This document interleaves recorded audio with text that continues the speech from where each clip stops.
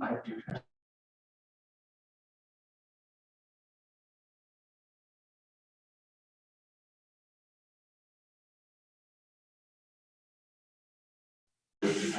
All right, it is 7:09.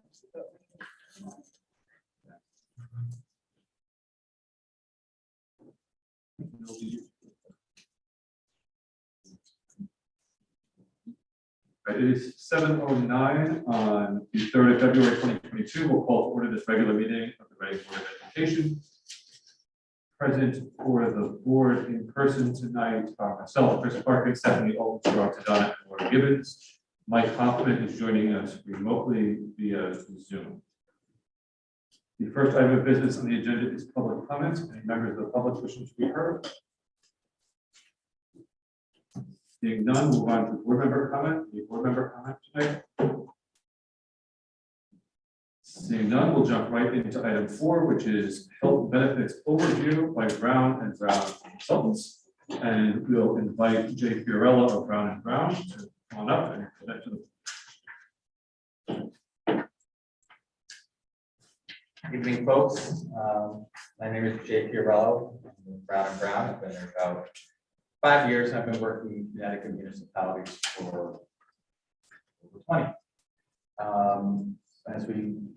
I have with me today Sydney Hedgemum. She does a lot of the daily and weekly claim work for Region 9. And so she is very well versed in your claims as well. And helps me every day try to put the pieces together. If we can go to page, the next page. We're going to look a little bit today at your self-funded performance. The impact high claims have had on the overall performance. We will largely be looking at this as an entire region and then speaking specifically in similar terms about Reading itself.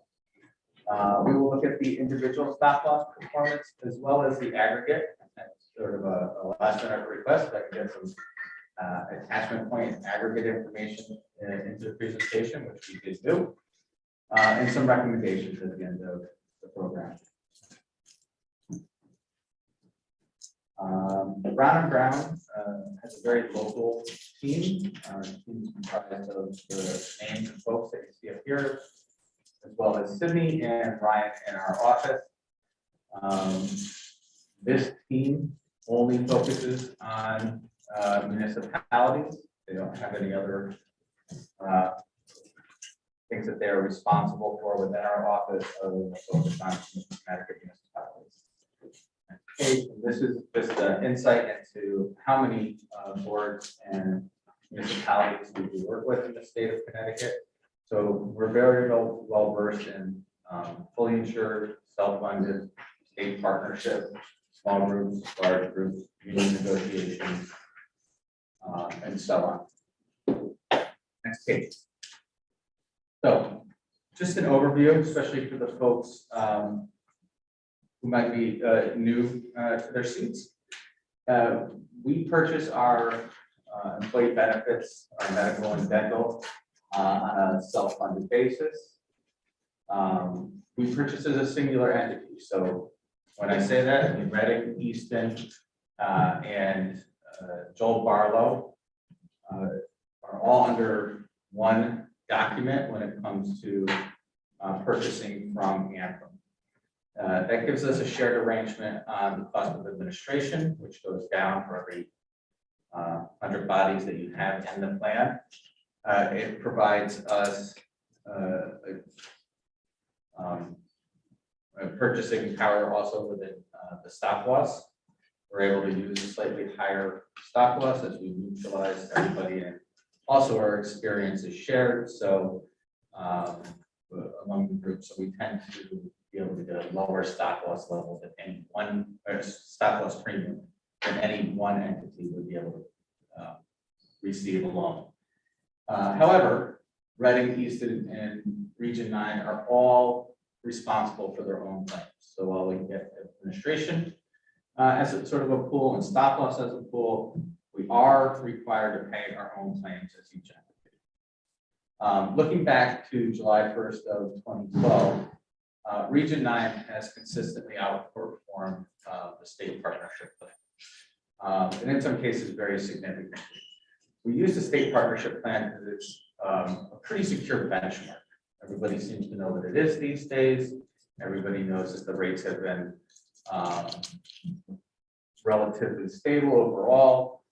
So it's just a good benchmark in which to hold ourselves to as far as the cost of healthcare. Since July 1st, 2018, when we adopted the high deductible health plans, we've been able to save about $3.7 million through June 30th, 2021. And that's the region as a whole. And if we forecast out using the same forecasting I'm using for everything we're talking about today, we're looking at about 6.4 million through June of 2023. And I will say in that June of 2023 number, I'm using 6% for next year's increase for the state. And the state's initial guidance that just came out was 8%. So just to give you an idea, that's not a inflated number. We're actually using a number less than the state came out with this week. Again, that is not the final number from the state. That is just an early projection. Okay. Go to the next page. I'm going to slowly walk through 18, 19 as to how to read all these financial numbers. But in fiscal year 18, 19, the entire region had about 7.17 million in claims. Again, that's for medical, pharmacy, and dental. And in the case of Reading, a few folks have vision. So the vision claims are in there too. Anything that is part of our self-funded plan. Our premiums, so for the stop loss and the administration of the plan were $755,000. A high deductible health plan funding, because when we start doing comparisons, we want to make sure we have all the components, was about $587,000. Okay, so total cost of plan for 18-19 was $8.5 million. We received about $1.6 million in contributions. Thus, the total plan from the plan sponsor was about $6.8 million.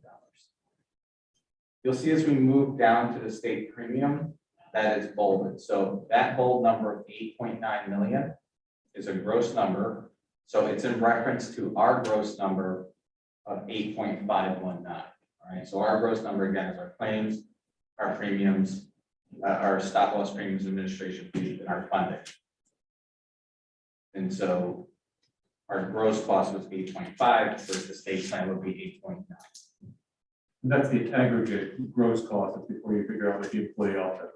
Right. So I wasn't going to make an assumption of any sort as to what the employees would be charged if you were in the state partnership plan. However, if you just use the current employee contributions as a benchmark for what you are likely to have received in general, the savings is still the same, 446, whether you use the top line number or bottom line number. When we look at fully insured, okay, fully insured is, generally speaking, it is not a less expensive way to purchase. It does provide security in any one given year. You know, when you go into the fully insured plan, you will pay $8.6 million for that year. The only deviation would be the head count, whether or not we added a few teachers, whether or not we lost a few teachers and so forth. The 8.6 is a fixed cost versus where we came in at 8.519, right? That's a variable cost. That could have performed a little better, could have performed a little worse. So the luxury of fully insured is you know exactly what your cost will be for the year. However, on the long term, it's a more expensive way of purchasing. The carrier receives money for giving you that form of security and safety and taking on that risk. Okay. So as we moved into 1920, we're looking at, obviously another a very strong year from a savings standpoint. We would have saved approximately 1.75 million compared to the state where we did save. And that was on what was ultimately extremely strong claims year. And then as we move into fiscal year 2021, we do see that we had an uptick in claims, right? So, you know, self-funding isn't flat. First of all, we're always dealing with a trend of around 8% annually. But secondly, you know, self-funded has fluctuations. So it's, if you considered self-funding, it's more of a roller coaster. Good years and bad years, you're paying all of your own claims. But if you draw that line through the middle of all those years, right, of low utilization, high utilization, it is generally going to be considerably below the overall fully insured, and in this case, significantly below the state premiums. So as we project out to fiscal year 22-23, by the way, these rates that we use for the state are all published on the state website. If you ever need to help you get to there, I'm more than happy to. Those are the July 1 rates for each year? Yeah, exactly. Over time, is there a trend for utilization that going up, or is it just bounces back and forth? So over the long term, okay, the general accepted number is right now around 8 to 9%. Medical has been reasonable at 6 to 7. Pharmacy has been a concern and creeping up closer to 12 and 13%. When you merge them all together, you're in that 8 to 9 range. Over the long term, region 9 has outperformed trend significantly. And that's even adjusted for the high deductible health plan, which obviously carries the cost. So as we project out through the end of this year and even into next year, we still find that there'll be, you know, significant savings in the way we purchase today through the self-funded health plan, totaling about 6.4 million in savings over that 5-year period. You say that pharmaceutical claims are a particular risk. In our plan design, what sort of pharmacy benefit management services do we have, and how does that impact the cost? So that is one of the recommendations towards the end. We have minimum, all right? So because we have high deductible health plans, folks purchasing prescriptions are incented, right, to use a lower price prescription. If this one's going to cost me $50 versus one's going to cost me $250, and I have to pay the bulk up front, I'm going to try the $50 one. They're only incented as much as they think they're not going to hit the deductible. Correct. Absolutely. So my next comment was going to be though, but when you're dealing with a $50,000 medication, right, because we're starting to see those more and more and more and more, the incentive sort of goes away. So there is management that can be brought, and Anthem calls theirs the essential formulary. It brings in a list of medications that require prior auth, that have quantity limits on them. You can bring in levels of step therapy within that, which says, hey, you need to try this drug before you go to that drug, because this drug often works and is about a tenth the price. To some exclusions. And when I say exclusions, any plan we purchase will always include every therapeutic class. No doubt about it. It's not like you're not going to be able to get a drug to treat cancer that you desperately need. However, it will look for lesser cost medications with the same efficacy within a therapeutic class. So that's one place we can really start to make some strides. The second place, and since we're on this topic, in the medical is a program called AIM. And so I think it's Anthem Integrated Management, it seems my mind at the moment. But what it looks at is physical therapy, speech therapy, occupational therapy, chiro, high-cost diagnostics, and a few other things that are often abused or overused. So what it really requires is that the physicians provide a full therapy plan and reasoning behind their requests. Whereas right now, not a whole lot of of that going on. So we find that there can be folks getting physical therapy 50 times when 16 would have gotten the job done, right? Those types of programs are how most places are containing costs. Standard protocol in the private sector, and in fact, the state partnership plan has looked at those programs in their form, right? Okay.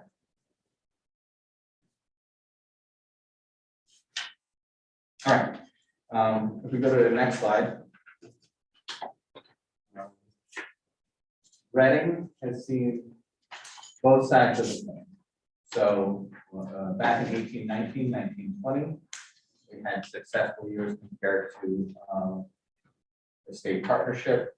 But as of recently, we've had a run of high claims. And frankly, we tend to see this happen within self-funded plans. There are cycles. If we look through Reading, Easton, and Joel Barlow, we would see that in this same 5-year period, Joel Barlow had a pretty poor year. Easton had a pretty poor year in that 5-year cycle along the way. And it was, Reading that was making the numbers look a little stronger when we look at the whole region. That said, the Reading high claimants have persisted longer than usual. Okay, so typically we see this for about 12 months in a 5-year period. That length of time on the industry is growing, and the reason is that therapies and treatments are better, but they're also a little longer lasting in a sense, where how we treat cancer and so forth is typically more a long cycle through drug therapy, among other things. So Reading is kind of an anchor relative to ER9, bringing the average down. Right now, yes, that hasn't always been the sense. I mean, Reading has often been right in the mix, if sometimes not below, on a per employee per month basis. So why is the 2023 projected that we're actually better than the ER9 for the savings on the full insurance? I'll get to that in one second. I will. Good question. So,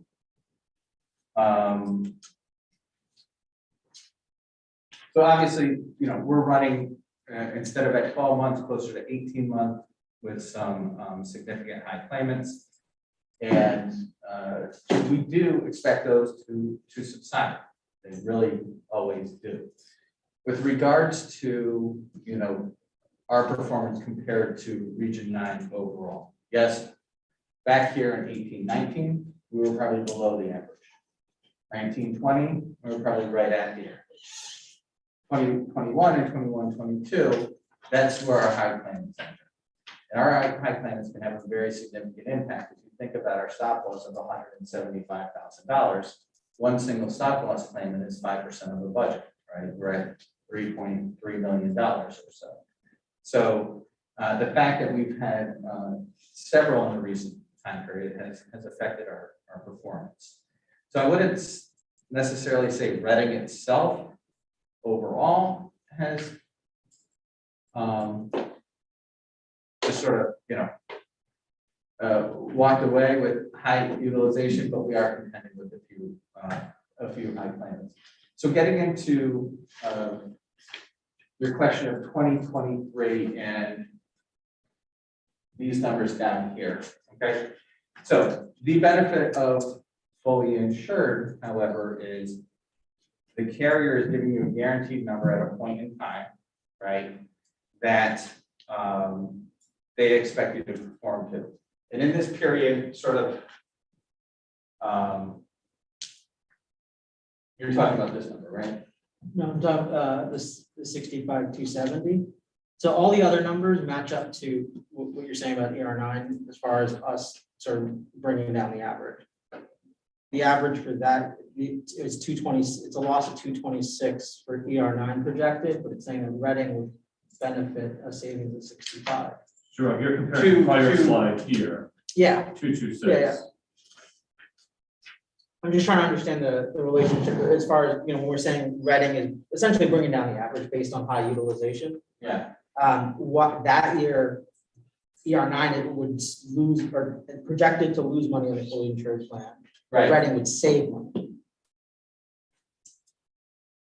yes. And so I'm saying that Reading would lose money, I'm sorry, yeah, right? So we're projecting to spend 4.49 million, and we think that the fully insured would be about 4.5 million. I think Sharon's question is on the whole group basis, though, it cuts the other way. Yeah, so regardless, it's sort of the same answer either way. We asked the question, which is some of the benefit of fully insured is they can only see so far in the future, right? So our estimation is that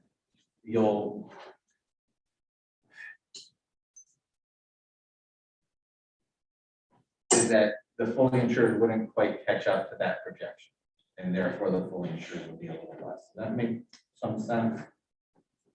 yes, but then I'm confused on why would the others, like, why would the ER9 not have the same benefit? Sure, I assume it's because on an average basis, our claimants average out closer to a break even on the premium, whereas in the other pools, there's a bigger gap. And so for each employee on the other side, they're losing more money, which brings the whole aggregate to a loss. Okay.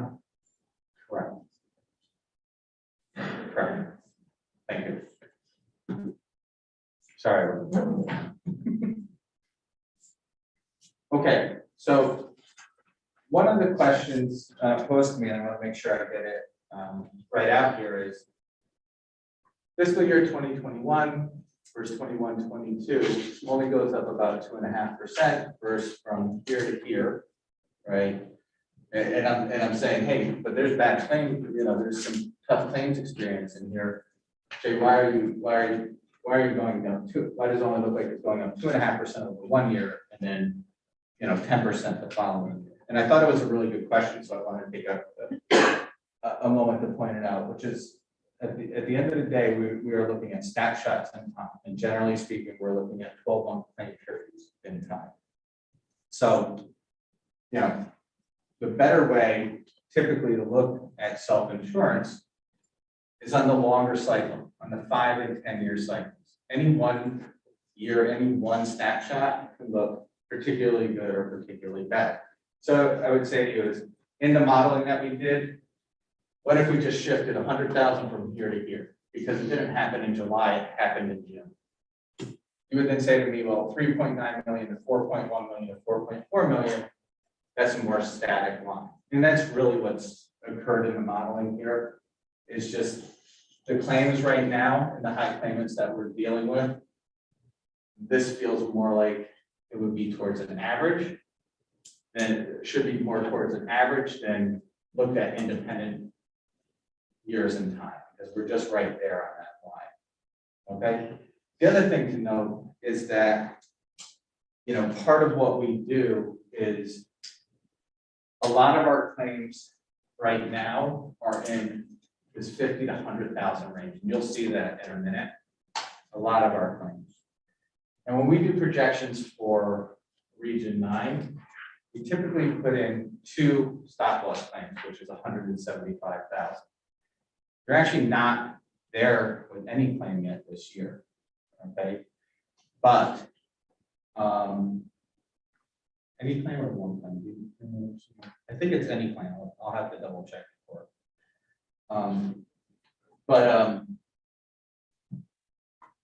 So when we do the underwriting, we tend to put 2 claims in the projection here, okay? Honestly, that adds up to 6 high claimants, which Region 9 as a whole has never had had 6 high claimants. The most we've ever had is 4 as a whole, and we typically average around 3. But actually says back on the prior slide, we are slightly inflated there, okay? Because the other thing that we're dealing with is, because we're also dealing with 3 budgets, we don't want to individually give every group 1. and then have them have 3, because that is a very, very difficult year to have. Because that's $350,000, that's 10% of the budget. So while we feel that each individual budget is set to a firm reasonability, the overall budget is actually maybe a little inflated because of how we've done that in the past. That makes sense? You talk about sort of looking at the long view of the trend, looking at the projection for 23 against the actual total cost for 19, it looks like an increase on the order of 51% overall. And if I compare that to the state plan, it's an increase of 18% overall. Do you think that those trend lines will continue at those paces? No, I do not. So I still, look, I don't have a crystal ball. I was saying to Scott before, I can't tell you what Jill's wife, Bob, may or may not have. I don't know Bob, I've never seen Bob, and nobody has a crystal ball, right? So it's impossible to fully predict, especially at our size. Okay, when we're talking revenue, we're talking about 140 employees, with one employee or spouse or child can make a big impact. I am surprised personally that that this has lasted as long as it has. 18 months is really where we're at. It's a very long time period to have seen these claims. I have to put out the number. I have to show you. I want to have this conversation and this debate. But my personal feeling is no, I think we will be below $4.5 million. I would rather put a larger number on paper and have a conversation and put a number down that's too low in this. Okay.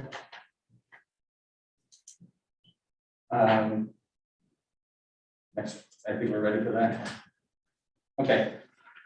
So this brings together a little bit of what you were saying, which is this graph. We go back many years. We are running as closer to about a 6.3% overall cost increase annually year over year, about 6.8% trend rather than that 8 and 9% trend that we were discussing. And that's specific to Reddit. Like Region 9 overall is significantly lower than that. I think Chris, probably the number you keyed in on was right about here, which is about our lowest point. I just put the left Perfect. So we grabbed the lowest point, and we got our, what number did you give me? It was a pretty big number, 36% or something. 55%. And we're up here, but we're also starting to see this bend a little, right? So the question is the bend here to We stay? had record claims last month, so I know we did. how bendy that is.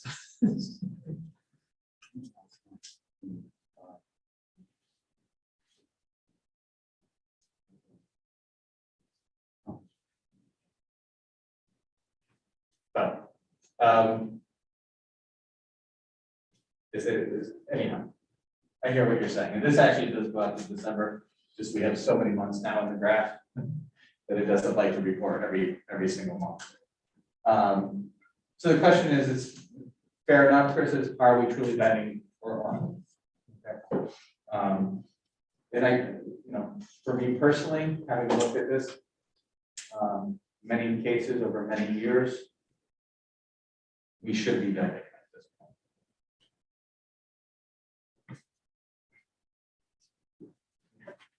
point. Next page, please. Just to make sure we're clear on what the different lines of the graph are. Oh. It's all on a per member per month basis, and the green line is a rolling average, I'm guessing? Yes, rolling 12-month average. The red line, I'll start with the blue line.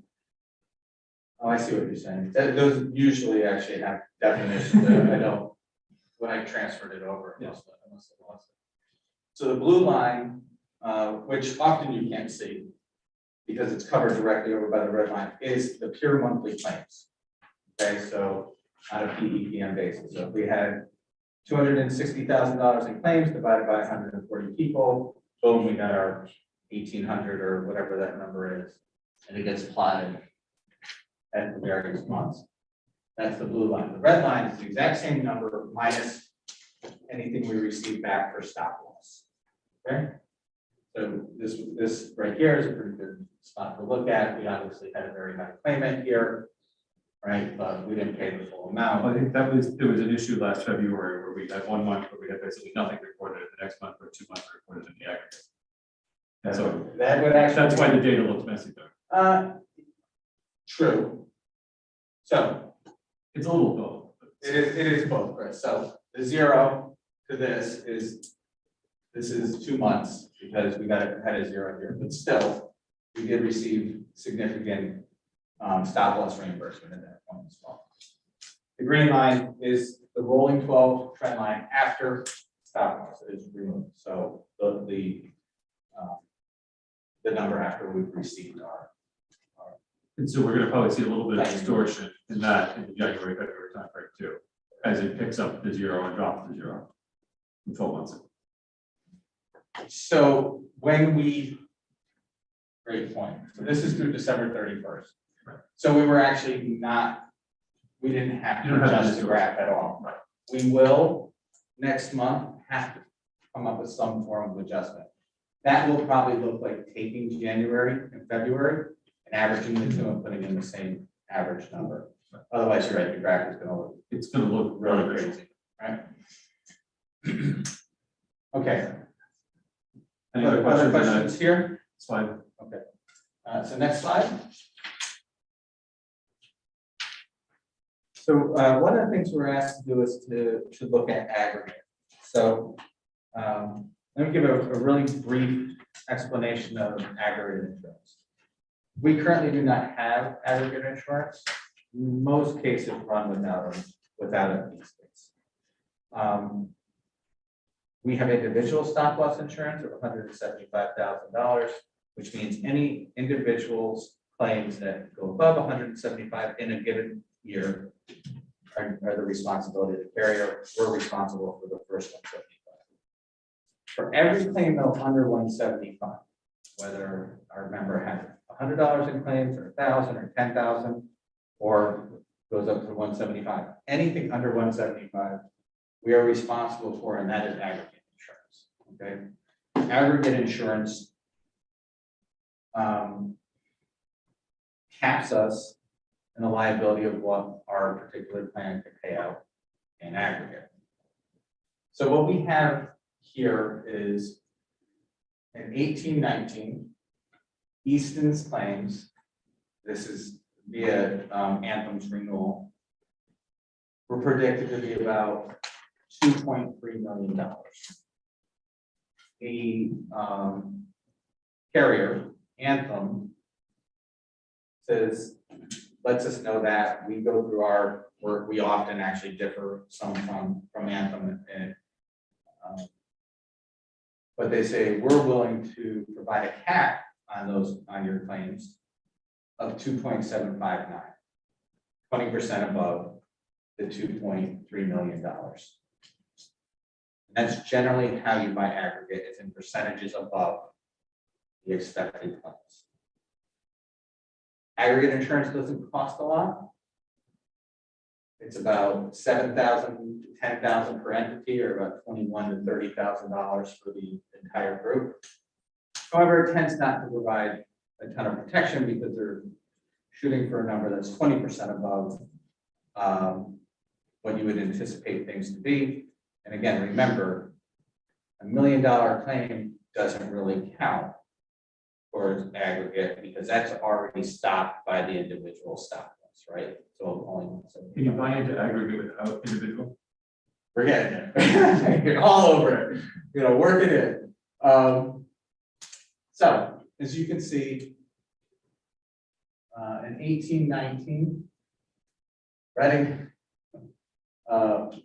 would have been about 34% below the actual aggregate that would have been released. 1920, about 14. It's only until we get here that we come close. And if my projections are right, okay, we'll be at 3% above what Anthem would have released as an aggregate via this calculation. So I want to be cautious about this statement, and this goes, Chris, to what you're asking. Anthem looks at us as a whole. What they actually provide as an aggregate is the 9.5, the 8.4, the 9.0, the 8.9. If they were to look at Reading individually, as we experience these claims runs, this number may have been right about where it was because this was a decent year, but this number certainly would have been much higher because it was coming off of a 4-year, right? Because Reading, What we're looking at here is your allocation between the 3 districts. Anthem says, here's what the overall allocation to the plan is, it's $9 million. You and Vicky work together on a spreadsheet to allocate it out between districts. And so it's sort of a fiction to look at it, sort of a what? a fiction. It is, it's the closest I can come for you in this moment because other than having gone to Anthem in that moment and having asked for that, the aggregate, but I can tell you by experience, what's going on. Regardless, we cannot purchase aggregate insurance for the individual entities. So we would be out here on the whole performing about 25% better than any aggregate over the last 3 or 4 years. We locked into Anthem or do we shop around? We do shop, so every 3 years, we shop for an administrator. Okay, so the administrator is Anthem in that sense. And so we're shopping for the person who pays the claim, provides the network, provides the discounts. No doubt about it in my mind, Anthem's got the magic mix right now. When it comes to stop loss, okay, we can market externally for stop loss. It can be a little complicated, and we do. In some years, we marketed every year, and then other years where we felt we were getting a reasonable renewal. We've talked to the folks and said, what would you like to do? Over marketing is not always well viewed anyhow. Eventually the carrier goes, "Well, you just keep leaving it with that. We don't want to deal with this anymore." So we try to be judicious about the marketing. But the stop loss, yeah, we market much more. Right, where are we in the 3-year cycle? We are marketing this year. Okay, so from a stop loss standpoint, however, especially when you go to external markets, they require at least 9 months of the current year's claims. So that means I'm going to have a placeholder along with Scott and Vicky well up until May, because I have to take claims April 1st is the earliest I can possibly have them, get them out the door, get it quoted, get it back, have a discussion, and so forth. And that's just for the stop loss, for Anthem being the administrator, or well, you said every 3 years. I think we're in our, 22, 23 is our 3rd year. Almost possible. I know we are.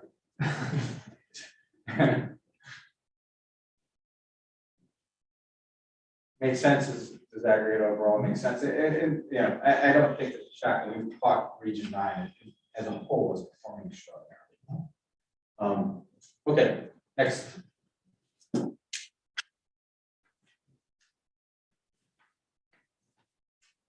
high claimants. First thing, I take a second as to how to read this, and then we can go through the information. What you're seeing here is the number of claimants over the different thresholds. So we had in 1923 claimants over $150,000. In claimants over, over 100,000 were 4. Okay, and that includes these 3. Okay, so when I'm giving you the break points, it's inclusive of the item above it. So pretty obviously, we had a high claimant at $104,000, right? So that's how we got to 1.030, and we only added 1 claimant in the next threshold. And then we had 23 claimants in total over 50,000. So our high claimants do fluctuate. per year, especially our more significant high claimants. So we can see we've gone 2, 1, 3, 2, 2, 1, 3, 4 in 2021. And yes, Reading had several of those. I think it was 3 in that year. As I've indicated to you before, it's very typical for us to see these claims run for a pace of about 12 months. Running close, starting to increase based on new treatments and medications. And also we're seeing a lot of increase in the over 50,000 range. And a lot of that has to do with new treatments as well, and very specifically pharmaceutical treatments in that $100,000 range.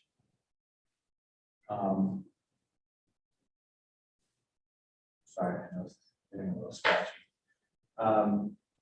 And try to give some understanding around COVID and how this might look with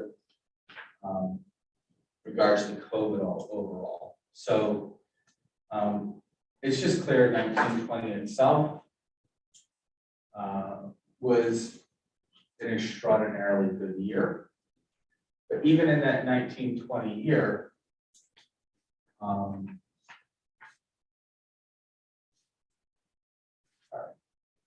or 1819, sorry, 1819 year, we had a very good year altogether. But also, look, we're only dealing with 1 high claimant, 3 high claimants over 488. As we move into 1920, right, what we actually saw was not as many for the overall cost of everything. We sort of still held flat here on these high claimants. And really that's because we had COVID claims, but we also had sort of like a reduction in the medium-sized claims because people were fearful, right, to go to the doctor in the hospital and to get their surgeries and so forth. And now in 2021, we have sort of a lot going on, right? We have the rebound. People are still not happy about COVID. I don't know why anybody would be, but we are all reluctantly heading back to the doctor, or we can no longer put off the surgery that we were scheduled for 18 months ago. And so you sort of have this order of, we have low and medium high claims coming back, or low and sort of your higher elective claims coming back at a more rapid pace. Even though the high claimants itself haven't adjusted much, we've seen a lot more growth down in this section. Is your 22 number year to date or is it annualized? It is year, I believe it is year to date. It looks year to date. Yeah, I'm 99% certain I ended up doing it year to date. And it probably said year to date before I tried to paste it. Okay. All right. That's just a picture of the high claimants. Is it expected that it's going to go back to normal, or are you going to see long-term effects of people not going to the doctor for a year? Another good question. Initially, it was expected to be sort of straight back up, but now we're dealing with waves, right? And so people have started going back. We're starting to just deal with the situation that is. And so again, we're starting to see that increase in claims, and we think we've seen a fair cycle of it, certainly not all of it, and then we're going to be flattening out. Just because overused expression, but we're sort of in our new normal. Okay. As we look at Reading, this becomes, fairly interesting from a Reading standpoint. So in Reading, in 1920, we had 3 very high claimants. We were sort of moderate around our medium-sized claimants. But in 2021, what really sort of got us was in high claimants, is we had a lot of $100,000 level claims. And, you know, I was asked to take a look at the high claimants, and you can see we had cancer and musculoskeletal, digestive, circulatory. Some of these things are going to continue for a little while longer, especially when we're dealing with cancer treatments. And some of them are going to absolutely no longer exist. They will be treated, they will be healthy, and we will move on.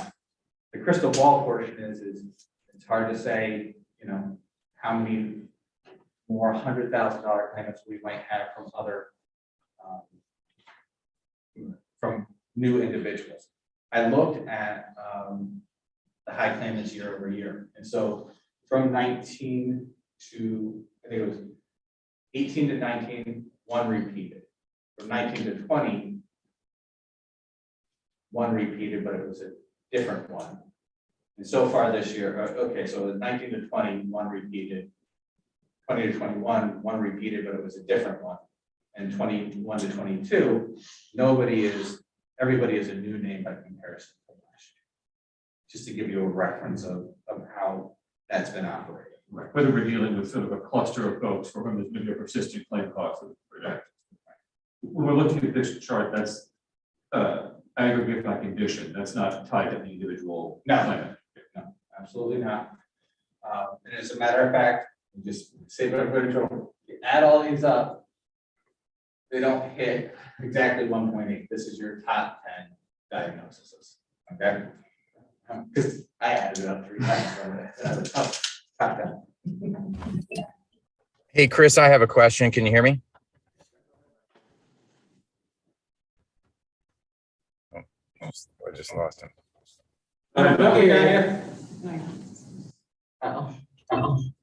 Chris, can you hear me?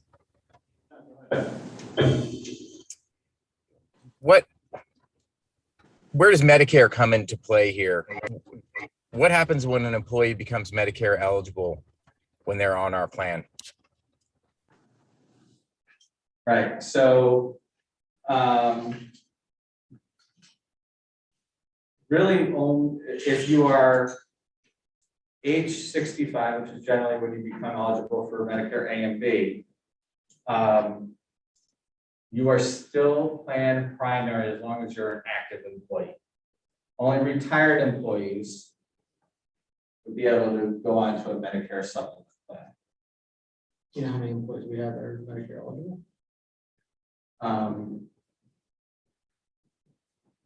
As far as, so over age 65, I don't know off the top of my head. I will say this, an employee technically would have the right to not elect our plan and go on to Medicare. So let's just say our plan costs $2,000 a month and we charge 50%, so that's $1,000 that the employee would have to pay. They would have the right to say, no, sorry, I'll go get a Medicare supplement plan. So they can electively head to Medicare. We can't force it. You can't force nor incent. Medicare wants you to stand up risk as long as you can. Did that help, Mike? Yes, that's not the answer I wanted, but thank you for giving it. I can help. Or is it generally cheaper for Medicare eligible folks to go on Medicare? Anybody? Yeah. Anybody that's 65 or older. No, I'm saying, is it cheaper? Oh, like, cheaper. yeah. Yeah, so, It is. I mean, if I had to go buy a plan right now, if I were 65 and I had to go buy a health plan, considerably cheaper for me to choose Medicare. So why aren't they, so they're already incentivized to switch? Well, because we provide a contribution to all active employees, that makes it such that Medicare would be more expensive, Okay. right? And again, so to give you an idea of the numbers, the plan costs $1,000. We pay 80% of that, so it only costs $200, right? But Medicare would cost $400 to $500. If I had paid on my own, definitely going to Medicare. Right. Okay. But I mean, we could We have an incent any employee to decline coverage by offering a payment in lieu, and we do in various areas. But we But you do can't it just for target and say, the payment in lieu is only if you're over 65, and here's another $5,000. That's not- 100%. Okay. This is not. This is very typical, right? But obviously, the older the population, the more we see in claims utilization, and very specifically in kind of chronic disease kind of states. Have you looked at the demographics of the ER9 pool and the Reading pool specifically with respect to that indicator and the extent to which are we demographically out of sync in such a way that it would indicate a persistence of high claims as a result? You are older as a population in Reading, as far as I recall. I would prefer to pull that exact document and get it over to you. I'm not going to pull it out of the top of my head, but it is my recollection that Reading, that I have looked at that several years, and that Reading had the oldest. So when we're looking at sort of an overall claims trend expectation, because of that demographic expectation, and if you draw the conclusion that that's the pool that's going to be the highest utility user, that's going to continue to keep us on a effectively a negative trend as far as claims going up relative to the other two groups in the pool. For some period of time. Right. Until that demographic turns That's out. it, that's cyclical as well, right? Ages of populations, and I guess there's no two ways about it. The older the population, generally speaking, except for maybe if you're talking about 20-year-olds or 30-year-olds, because 20-year-olds are generally a little more of a daredevil than 30-year-olds. But other than that, yeah, the older the population, more than not, the more the numbers. We only have so many indicators to sort of Right, guess it's by, one of the so catalysts. that's- It's one of the catalysts.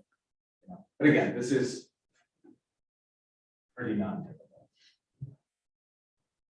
I have a general question, and I just don't understand insurance as well. So we're in a small pool that we have our three districts, or we can go to the big state pool.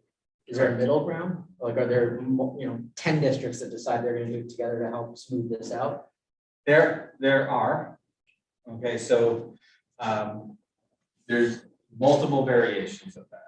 So there is, for us, we have a group that we run called ACEs. All right, so ACEs out of New Haven, you might be familiar with the abbreviation, but they put together for their constituents a pool. But really, the way that pool is designed is make larger and larger purchasing group for stop loss and administration, and they each still handle their own things. But that's one form. There is other forms that everything goes into a big pile, and all the claims are then paid, and there's always a little bit of, hey, we helped you this year, you helped us this year. Hopefully it's all amicable. It's not always all amicable. And you have to set a lot of rules, like what are the voting rules, and how do we determine if we're changing a tariff? And what is the stop loss level? And should everybody have a wellness plan, or should they? Like, it's a very governed type of collaborative. And it's hard to get everybody to come together and agree in that fashion. So not worth the administrative overhead. But that's It's not worth the administrative overhead. it's just difficult. Like it's even here, Region 9, like I'm sure sometimes the conversations are difficult between the different entities, right? And so imagine that with even more folks. Right? Sure. I think the larger the pool, the better the rate you're going to get. Impacts a fully insured plan for sure. And really the stop loss premiums you're going to get here, less so than the actual individual performance, because we're always still paying the claims on an as incurred basis regardless. So the way that you could smooth it out in theory would be to say that instead of allocating to the penny each of the claims to each of the three districts, we're going to either split them on a third basis, in which case some years we're getting the benefit of other districts basically helping us, and other years we're helping them, and it sort of balances out and is smoother over time. Right. But that requires a joint decision with both towns and all three school boards to do it. And assuming that most people looking for partners are the ones that are in the higher cost category. Right. I mean, similarly, we could go to Bethel or to Richfield and say, let's do this all together. You have the same problem of how you're gonna allocate it, whether it's by head count or actual playing for 5%. And by the way, we have a very successful one up in Region 8. So Region 8, again, is a little bit of hybrid because Region 8 is a school district, but there's actually like 6 towns centered around that. And so all the individual school districts and the region all purchase together, and they do mutualize costs. Again, and so they're sitting there in that corner of the state, they're pretty small townships. So they've learned to figure it out together, right? Do you work with any towns and school districts that combine to a single pool? Sure, some of them purchase self-funded as town and board collectively. Some purchase individually, whether it's self-insured or fully insured. At the end of the day, though, the town generally gives the board the nod on the budget. So, Just looking for efficiencies, they know our town is fully insured, if we're self-insured, if there's any benefit of aligning those interests is. yeah, from a Reading town perspective, we would, have to review plans and see if we thought, sort of the same diagnostics we're doing here today.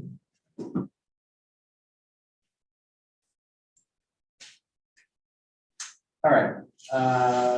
So one of the other things was asked was, how's our stop loss itself performing? Are we in the right stop loss at 175,000? We've seen some of these losses. We would have been better off if we were 150. Or maybe we would have been better off if we were 200,000. As we indicated, you've seen as a whole, the highest numbers for stop loss hits at 175,000 and one at in the prior year at 3. Generally, you average in the neighborhood of 3 as an overall region. We went back all the way to 2012 because at one time you were at 150,000 stop loss. And I think just prior to us becoming the broker, you did change stop losses to 175 on 7/1/2016. We thought, hey, those are pretty interesting benchmarks. Your losses have been such though that had you had a 150, yes, you would have received additional money in claim reimbursement. We've seen those claims throughout the course of time. So every one of those 175 would have been an additional reimbursement at 150. However, the premium would have outweighed because the carrier, they've been doing this for decades and they understand risk and they understand how to charge for risk. The more we push the risk on them, the more they charge. And ultimately, if we had the lower stop loss, we would have paid about $105,000 more. When we do all the puts and takes. When we look at the 175, again, so we are in the 175 now, but they're saying, hey, what if we had 175 all the way back to 2012? We would have saved about $98,000 in total.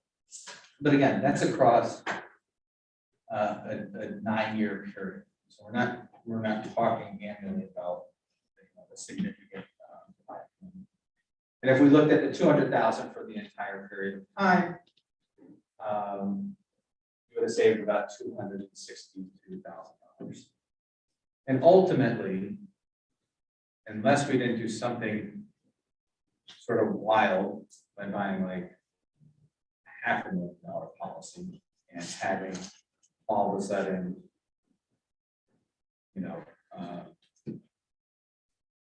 $1 million claim or something along those lines, you tend to do a little better the higher the stop loss you buy. But you are taking on more risk and also more volatility to budget, right? So there is always a delicate balance in there. We really and truly believe you are currently in the right spot at 175.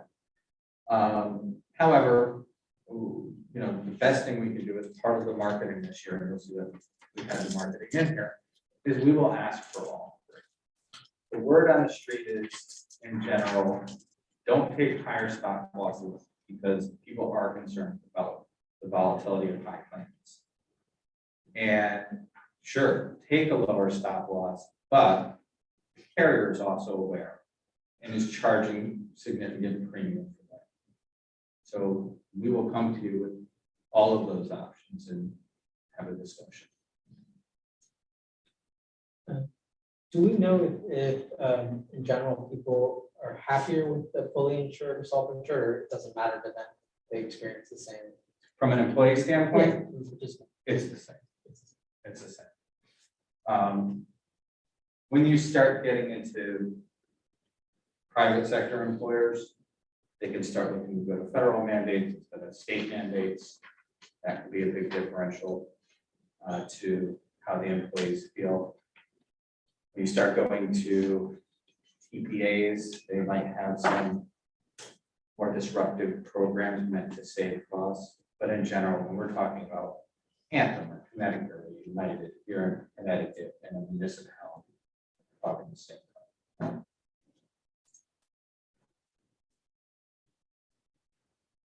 So, some general recommendations. First of all, as aggregates came up, since there's no way to purchase specifically for Reading on aggregate, there's no recommendation for the overall regional purchase act.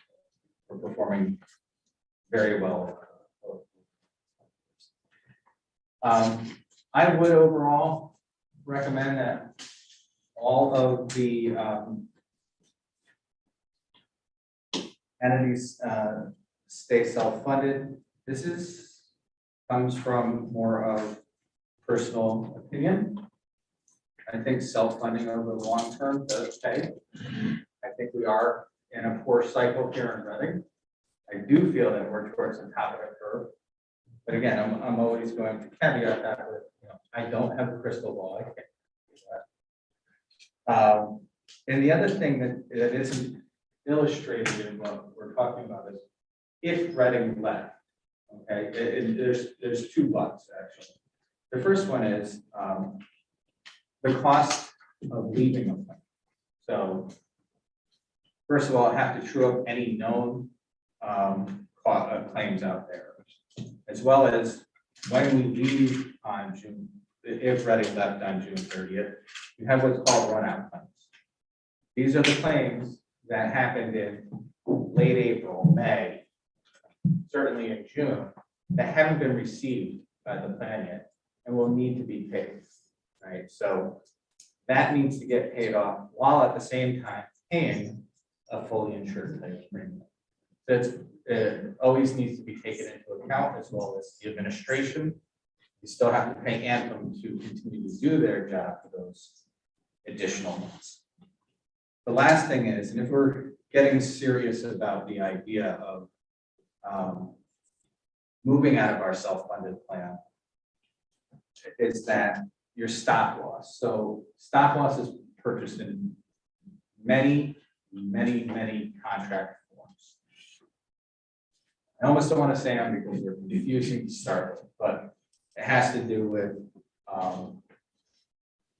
that self-funded plans manage the risk and they manage the risk. They choose to manage the risk. And so they also manage their stop loss contract. So our contract for protection goes all the way back into history. So if a claim comes up and 3 years down the road, it hits our plan, it was lost. It was on hold. It was in court. We are protected, okay? The very strong contract is called a paid contract. What Anthem did not provide, and this always costs additional money, is run-out protection, right? So if we were to leave on June 30th, and we had an unknown claim for $300,000, and that comes in after June 30th, we can potentially be liable for it. Or we would have to work out something very significant with Anthem before we left as to how we done. The best contract to purchase to protect that is called paid with a TLO, a terminal liability option.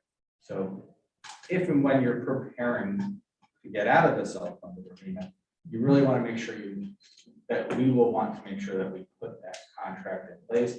And that really has to be purchased at the end of the year, right? I mean, excuse me, at the beginning of the contract year. So I've had folks leave self-funding that did not have terminal liability. They did. It's fine, no big deal. We helped as much as we could about what the visual was on claims out there. But you can't guarantee that there is not a claim that you don't know about. Especially right now during COVID, because we go from some days not knowing a single thing about a claim to finding out that somebody was in the hospital for 45 days. The second piece is from my perspective, is if we look at the ER9 as a whole, it's performed extremely well. And I see Reading as a participant within Joel Barlow. So while we might not be performing strongly at the time in Reading, we have done extraordinarily well overall with Joel Barlow. And there's a sense that we want to continue to have that. There will be a time Joel Barlow will be the group that we're talking about, and Reading will be performing extremely well. And it's a little bit like playing the stock market, and I'm not certain that it would be left now if we wouldn't be leaving right after the crash. So that's where, that's my personal opinion on where we're from. No guarantees. Also, as indicated, we will absolutely be quoting the stop loss and getting the different level and get the terminal liability.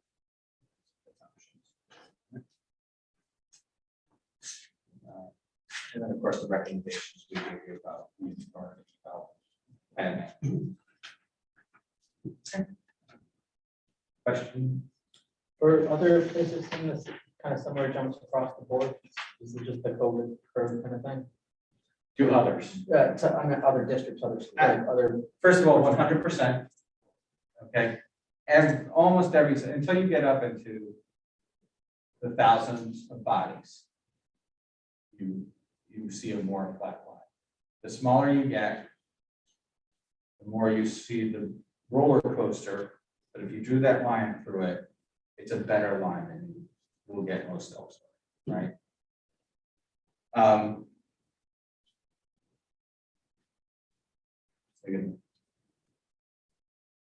And by the way, and of course, the smaller you are, that's where it's going to go, the more volatility you see.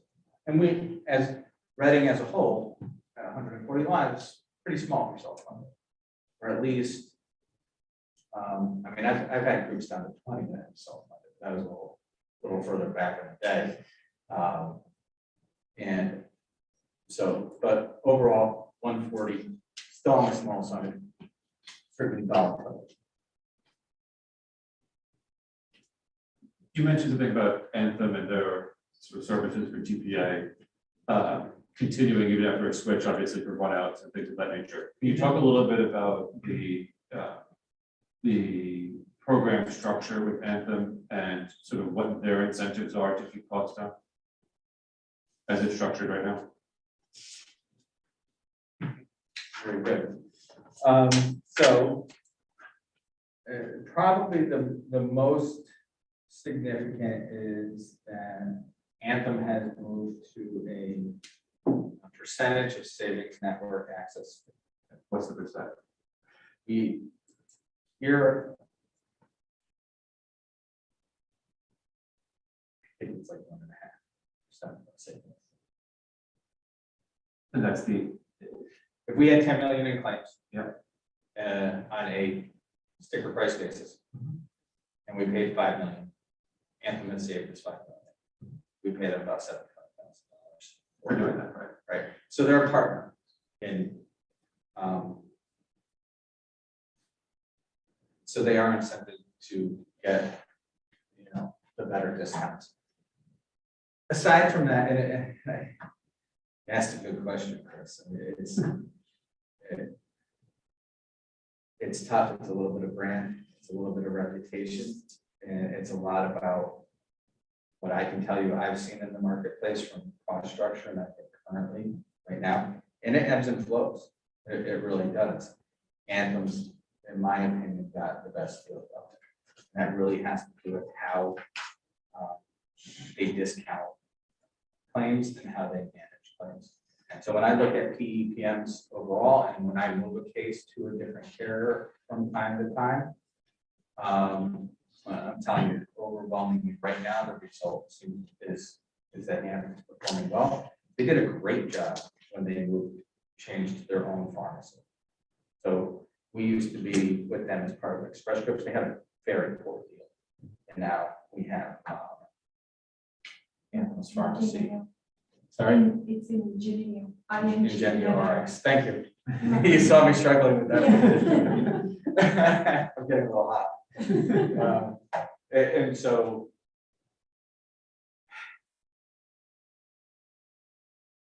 yeah, I hear you, right? So how exactly are they a partner that other than just repricing claims? And what's their incentive?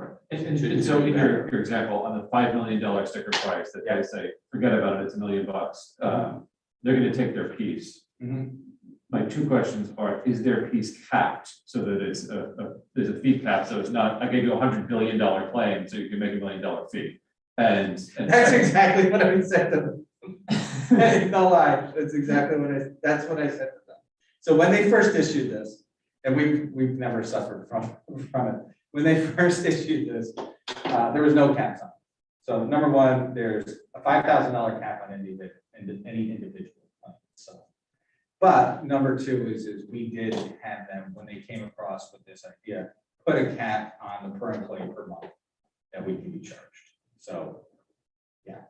And so those fees for repricing, basically, do they sit in the claims reported or are they in the admin? So they're billed on our weekly bills. They are separated out individually on the weekly bill. So they, when you receive your weekly bill, really 4 weeks out of 5, you're getting claims, and that is one of them, and it is separated. Because on a monthly basis, what I see is claims and admin fees. And so I guess it might be an internal question as to how those are being reported, whether they're being summed into claims or not. NAP is independently reported on the weekly, right? Yeah. It's shown, yeah, so it is shown individually. The version of the report you may be seeing. I get it. We may have, we may have worked with Vicky to amalgamate it, into, one fixed cost number. We could at any time show you each individual one. What I'm curious is, we're talking about a $4 million plan, of which $250,000 is admin fees right off the top. How much more nestled into there goes to him? So.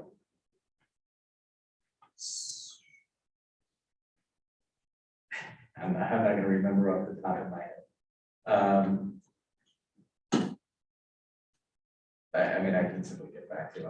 We have every bit of that data. As a matter of fact, if I pull up my computer by the end of tonight, I could probably. I'm sure you appreciate there's lots of different levers that can be pulled to incentivize TPAs, PBMs, the whole bit. And I just want to make sure that if we're going to continue self-funding, that we're keeping our hands on all of those levers in the best way possible.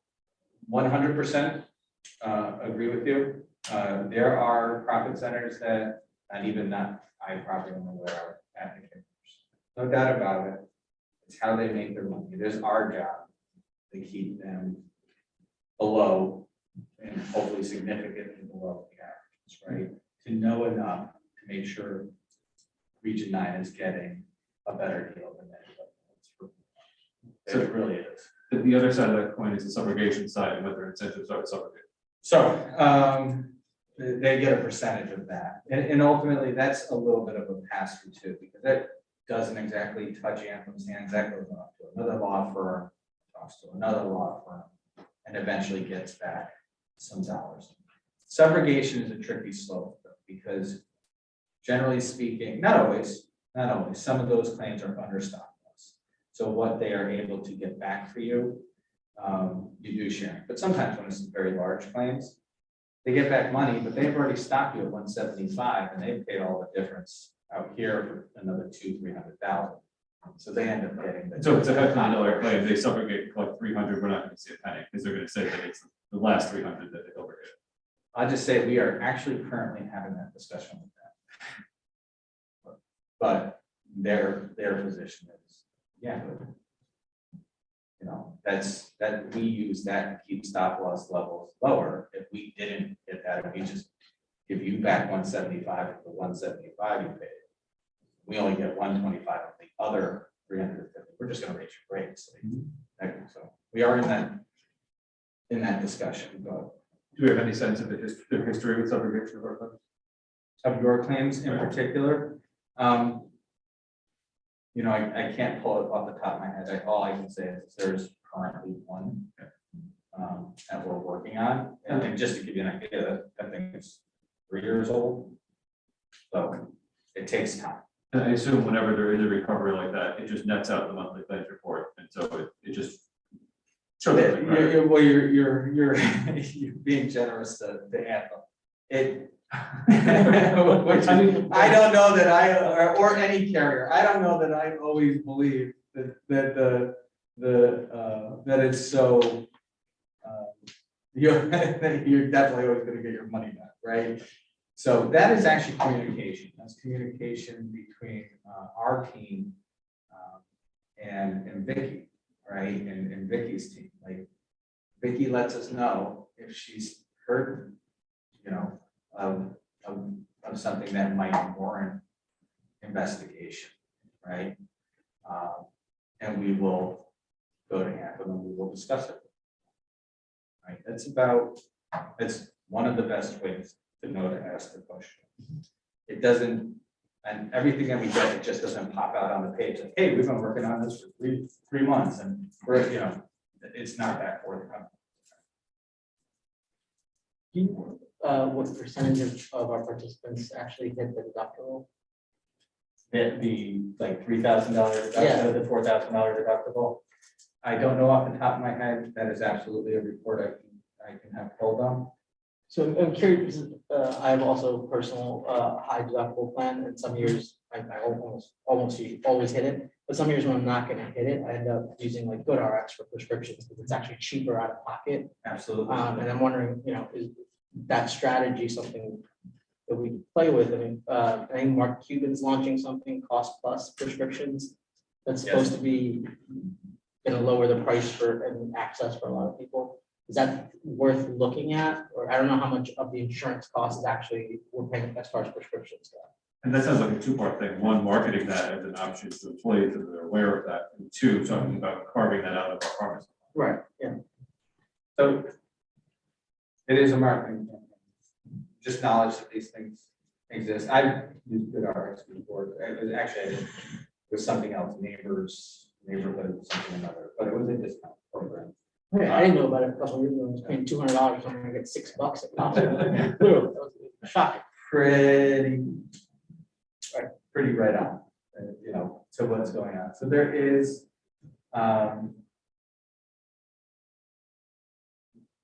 there are options out there, better options, and a lot of employees do answer, but not everybody answers. So a marketing campaign is probably the best So strategy. less relevant if they're hitting the deductible. So once you hit the deductible and, you know, $5 or $10 or whatever it is. But if most people are not hitting the deductible, they're paying that cost out of pocket anyway. And how much do you often know how much of the prescription, if we did carve it out, would it be enough savings to make it worthwhile to look at? The answer is no, I do not use it. Anthem's new Ingenio program, I think, has been highly successful. We have rebates now for the first time ever. And we see pretty significant dollars actually. I think their discounting is performing well. And so this is again why I stand up in front of you when we ask the various questions. Like what I'm trying to say to you is right now, yeah, I'm an Anthem fan at the moment. I think they've got a good setup. Ask me that in 3 years, I message you, no, they screwed up at Yale. completely, totally messed that program up that they set up, not having the outcomes that it's supposed to. But today, right now, I am. And also you have to consider the, when we separate high deductible health plan, pharmacy, we have to consider the fact that we have all high deductible health plans, right? And so the communication between external PBM to Anthem to tell them that the claim has been processed, to add it to the deductible on the pharmacy side and the Anthem medical side has never been fantastic. Yes, but if you're not gonna hit the deductible anyway, then you don't necessarily care if it's reported to the insurance, right? But you said using it, so are you talking about GoodRx or are you talking about using? I thought you meant using external pharmacy. Oh, no, I was talking about GoodRx, or if Mark Yeah, using thing as no, well, yeah. like whatever that is. GoodRx all day long, no doubt about it. If it saves you a couple bucks, some good bucks and sometimes it is good bucks. Yeah, done. We could probably even get that claim submitted paper-wise. Like, process in the backside, get your $6 back. Yeah, it's just not everybody's gonna go after it for, $6 for what we do. But the prescription, for us, the cost of the prescription part of the insurance is not that large, you're saying, or not worth looking at as far as savings. Okay, I want to make sure I go at this correctly. Proponent of discount programs where the savings is obvious as can be, right? And you're right, they don't flow through the Anthem plan. And who cares when you're saving that kind of money on that specific drug because it worked out, right? As far as using a different pharmacy vendor, so who gets us our discounts, and gives us our rebates, and provide us our drug list, and has the arrangements with CVS and Walgreens to fill, and the final cost of our program. I don't believe there's enough savings for us specifically to carve that out of Anthem. That Anthem, they're called PBMs, pharmacy benefit managers. Anthem's PBM is performing significantly well enough that it doesn't warrant going to an external, especially since there's administrative challenges. When you go to an external PBM. If you're talking specifically about Mark Cuban's cost plus and how it integrates with a program like Reading and Anthem, I'll be direct. At our size, I haven't experienced this, so I can't comment. But I've got the $540,000 question, which is that in give or take 6 weeks, we're going to have to finalize the budget, make the budget to the town. And we're going to have to go before a finance authority and say, please give us $24 million change. And somebody's going to hold up this slide and say to me, why did you take $540,000 out of your budget with, say, partnership plan? Basically, to hell with Region 9 and Easton and all these other implications for them, you can say $540,000 based on your own consultant projection. What should Dr. McKinnon and I say in response to that if we continue to be self?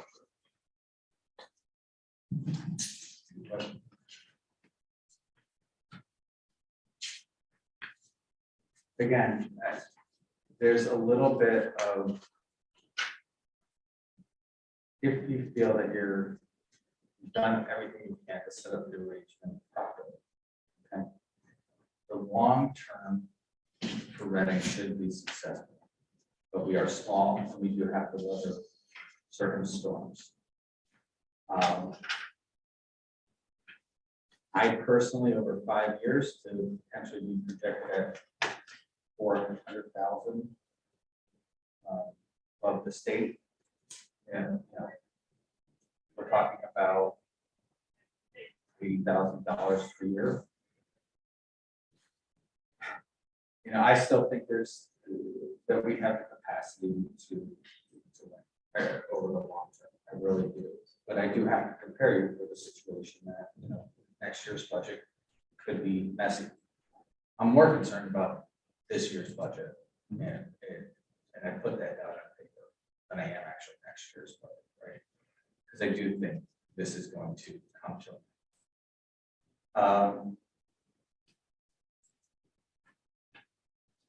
Sorry. That's the my train of thought about. But again, in the long term, I do think we're good, that this is a good way forward for us to purchase. The other thing is once you, sort of move to the state, you are now sort of beholden to what the state chooses to do with that plan, right? You lose some of your power at the union negotiation table, right? That's one less thing to work on and discuss and come together with that entire package that makes the employees happy and satisfied in their jobs, as well as there was, I'm sorry, I'm stalling. There was one thought that I had about the state plan. Why would you say the employees wouldn't be happy with the state plan? I didn't say they wouldn't. It's just one less bargaining piece that is now off the table. So you are now in a position that whatever you kind of set up today, guess what? If the state goes up 12, it goes up 12. If it goes up 4, it goes up 4. Like you're kind of stuck. You can't discuss or negotiate how to alter benefits. It doesn't exist. Whatever the state says the benefit is, that's the benefit. The lever is the bigger You're paying cost. for it. Right. The only lever being cost share. So the last, it came back in. Give me 1 second. With the state is, again, you're sort of doing some prediction here, right? Which is, yes, we've seen a difficult 12 to 18 months, but you're also assuming that you're going to know exactly when the good times are going to happen and we should jump back into something, right? And that's the thing that is equally hard to predict. Obviously, it's sort of like the stock market. We'd all be billionaires. We could all predict exactly what's going to happen, right, in the stock market. So if we could all predict the claims, we know exactly when to put the exposure on somebody else and keep the exposure. But if we can look at the known factors that indicate high claims, including the demographics of our pool and the previous claims history, the overall upward pressure on cost, they all seem to point in the direction that next year is not going to be good, and there's no reason to think the following year is going to be better by $750,000, whatever it need to be to keep up. And I hear you, Chris. Look, you're on the cusp of having to make that decision, right? Some are very clear cut, and some aren't. You're on the cusp of trying to figure out what is the better alternative. In a world without Eastern and Region 9, if you were looking at just a Reading plan with a Reading pool and the considerations of Eastern and Region 9 didn't have any factor into this, would your opinion be different? I don't think so. I think I'd be talking to you about the idea of what is going to happen next year. Are we on the cusp or aren't we? Because I have concerns about the state as well. But the state has proven out so far that they've been able to keep everything in play, right? But the predictor right now is that we're gonna be seeing an 8% increase. That's what came from the state. They just now are saying that they're properly reserved, but they took $40 million of COVID money to do that. Okay. But previously that was not, in my opinion, properly budgeted. And there's been some other benefits the state has seen that has helped them. Okay, so we have many cases in the state, but there was vast savings and not any other, the horizon wasn't looking anywhere near what ours is. So there's just, I also have my own personal concern for the state. And yes, you might be in a place where you are today properly reserved, but there is a reason that you needed $40 million to do that to get there, right? But ultimately, that's not really my problem. If they say, here's what the rates are for fiscal 23, come and get them. And we say, okay, that's an attractive offer, let's take it. Right. When they turn around and say, oh no, we're broke, there's no mechanism to come back and say, hey, town of Reading, you're gonna make up the difference. No, The mechanism is, we're gonna jack rates 15%, at which point we say, thank you very much, it was a wonderful year, we're going back to insurance. And we pay the exit penalty of $200,000 a call a day.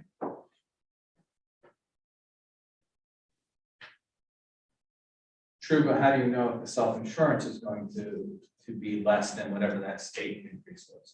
We I'm don't- not just talking about insolvency, I'm talking about what if next year the state says, hey, look, these numbers keep going up more than we had anticipated, we need. But if you're telling me the 12% state next is year. still the better plan, even at 12%, then you're telling me that if I go with self-insurance, I'm dealing with a 15 or 20% increase anyway to come back to the same place. So We're not locked into a savings now, right? but this is a projected saving. No, yeah, I know, what I'm saying is, there's no cost for us to leave the self-funded plan and then come back and be like, oh, no, now you're a new entrant, so you don't. The only cost that Jay was talking Was the about is the exit. runoff costs. So for the months of July and August, you're probably looking at a combined $500,000 in claims that have to be reserved for. And that's a global conversation with the town about how to manage that, because you're basically paying for 4 months of claims in 2 months to move into the fully insured. But when you exit it, you won't have those runoff claims on the other side. Right. Jay, what, Wouldn't there be a cost to the other districts if we pulled out? So yes, to some degree, administrative costs would likely go up. Again, Anthem charges in sort of pools of 50 to 100 as far as how many dollars per employee per month they charge. Our stop loss premiums could go up based on, again, size. And so there's a certain threshold of premium they just want to get, because there is, risk out there. Nobody knows exactly where those stop loss claims are coming from at any given time. But at the end of the day, Reading and Joel Barlow will still be responsible for their claims as they are today. Again, though, is, one of the things that you have to be concerned about is somehow here, by and large, 2 out of 3 groups have always done well, right? And that generally means that you're always participating, either yourself or 60% when you're talking about Joel Barlow, in a winning group. I mean, that's just sort of how it's worked out. So if you head off to the state and Joel Barlow ends up being the one who has an 18-month back run, then you're dealing with the state and you're dealing with a poor run at Joel Barlow. And it just is seeing that no one entity has always seemed to, bear the higher utilization in any given year, but it's always averaged out well.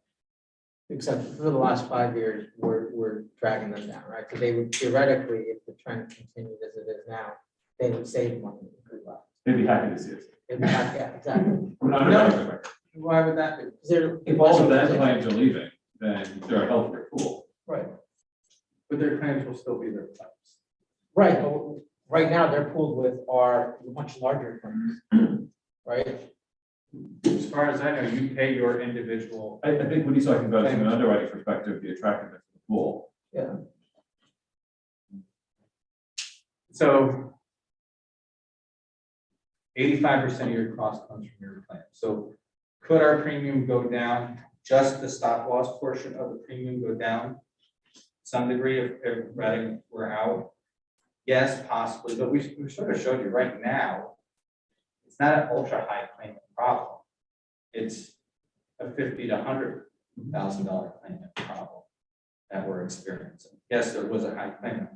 And also, Anthem isn't going to be happy, right, about losing 140 out of 400 bodies.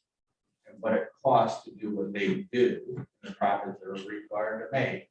So generally speaking, the smaller you are, the stop loss tends to increase a little bit.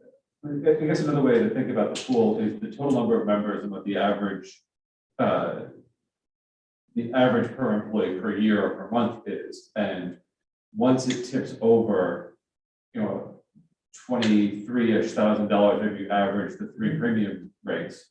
Once it tips over $23,000 per employee per year, you're now saying I should be on the state or fully insured plan, because they're always going to be costing more than than what sort of the projected allocation rate or premium rate. Because I'll be paying more than my cost share in claims. So, and it's my understanding, while employees are charged based off of allocation rates, okay, their percentage, because it's the only number we have. It's the only number that we have, and I've seen in past pump audits, where brokers have created their own rate or combined with central offices, and there's been excessive margin in there, and it was not fair. So it is the fairest form that we have, without putting everybody else's personal into it for charging employees. But it does not matter if Easton's allocation rate adds up to $3.6 million. If the cost of their plan through claims was $3 million, it's $3 million. So it doesn't necessarily have an effect, a positive effect, whether you stay or But go. when we go back to the chart and the running 12-month per employee per month number, once you get into the range where that is in excess of the blended premium rate, it's an indicator that you're doing worse than you would in a fully insured or state plan. Across the entire average. Yeah, but I mean, I have the same level of detail for Joel Barlow and Easton to show them. Right, which is why I wouldn't in 1,000 years suggest that Barlow move to the state plan, because they're doing so tremendously well. Right, So yeah. that's, I'm sorry, I don't mean to be argumentative, I think I'm missing the perspective. So- I'm just sort of stuck on my perspective. maybe. right, I'm just trying to identify indicators in the data that say, this is when you pull the trigger and get out of this. Mhm. And, you know, the red numbers on the page this year and next year are all screaming to me, get out of this. Yeah. And I'm trying to sort of be talked out of it, and I'm trying to find something to point to. So the Yeah. average for ER9 for next year is expected to be 24,000 in plan cost, and the average for Reading is like 31,500 for. You're just dividing 4 million by 142 or whatever. So And so it's that's- 32 per person, right, and the state plan for a family is $27,000 premium, or whatever the number comes out to. It says that I can save at least 5,000 per employee by going that way. right, and it would also bring Joel Barlow or ER9's average from 24,000 to probably 20 with Reading out. Not Joel Barlow's will always be Joel. I'm sorry, not Joel so Barlow, right now just we- ER9. Okay, I just want to. Which is less important for person cost, but more important for when you're shopping around for other things, right? For the stop loss and the aggregate. Again, the stop loss is really based on high claimants only. And so if Reading were to leave, I don't think it would have that significant of an impact with the high claimants. Didn't we have the most high claimants? That was- High claims, sorry, claims over stop loss themselves. So over 175. Okay. So, Chris, going back to, should you stay or should you? I'm just a fundamentalist about long-term, looking at the long-term value. And I'm not certain how today, if you were to go to the state, how you will know when exactly to get back in to take advantage of the self-funding. Your claims experience that comes out of state is relatively in lag before significant decisions have to be made. And so I think, you know, if you have the catalyst that says, hey, it's a 12% increase, you know, how are you going to know that coming back to self-funding is going to be better or worse? We will help you track and we can get the claims, but I'm just sort of. It's the same guesswork we're doing right now in the other version. Yes, can we do this every year? It's the same crystal ball, just projected out here. Possibly a last question, when will we need to make a decision on this from a practical perspective?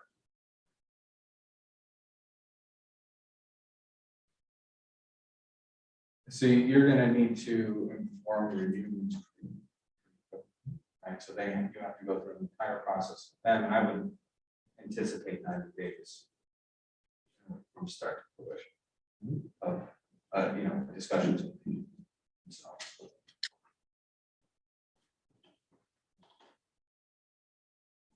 Is there more administrative responsibilities going to the state plan? yeah, so, thank you. So that is actually probably one of the things when I was sitting here stalling, I was trying to remember. Absolutely, the changing carrier is not an easy thing to do, going through the process of if you were to go back and forth, setting up everything that needs to be set up and rolled into new plans, educating employees. Employees pick up on what the new plan is and getting used to that. Flip-flopping plans can be very difficult on administration and membership overall. So again, I think, thanks, Scott. That is something that I absolutely should have said, which is, assuming that you're going to not be able to bounce back and forth rapidly, would be pretty difficult. Is Brown and Brown incentivized one way or the other? We are not. We are paid individually as consultants. Anthem pays us absolutely nothing when it comes to Region 9, nor with the state. Like I said, we have the largest number of folks, groups in the state plan as far as who we represent. We're not opposed to the state. And I do feel ultimately that I am coming up a little bit as so I am, just because to me, I do think, we should be towards the end of our cycle. We have seen extraordinary years. Reading was at one time, the best running of all the entities. And I'd like to look in a not much longer term cycles. Chris, do you know why the town is on the state plan versus? The town is not a state plan. The town is on a fully insured private market PPO plan. Do you know why? Or it might not be a PPO plan, I'm sorry, it's headed up for private, fully insured plan. I think because they're a smaller group. And Easton is on the state plan or no? Easton, town of Easton? Yeah. I have no idea. They're one of your clients, right? Yes, and yes. Thank you. I'm like listening here. This year I was saying, answer a question, this one was listening over. Do you happen to know if they're on the state plan? I'm 90% certain time it's on the state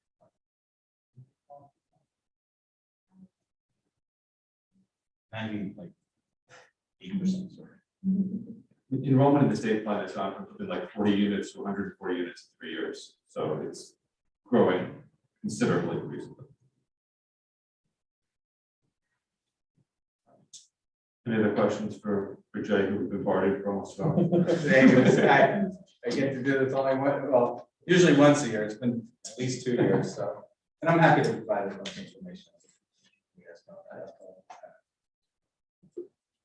Thank you for your time, and for members of the board, if you think of anything after tonight, let me know, and I'm happy to forward the questions to Jay, and I'll be happy to answer them. I'll volunteer for them. Absolutely. Thank you. And thank you all. Thank you. Appreciate your time.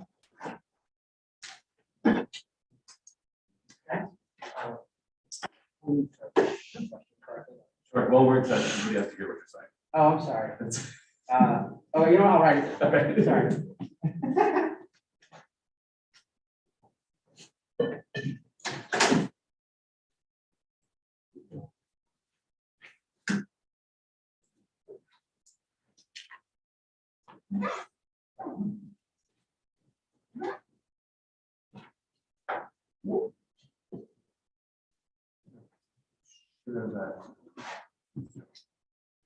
Sure, that's yeah.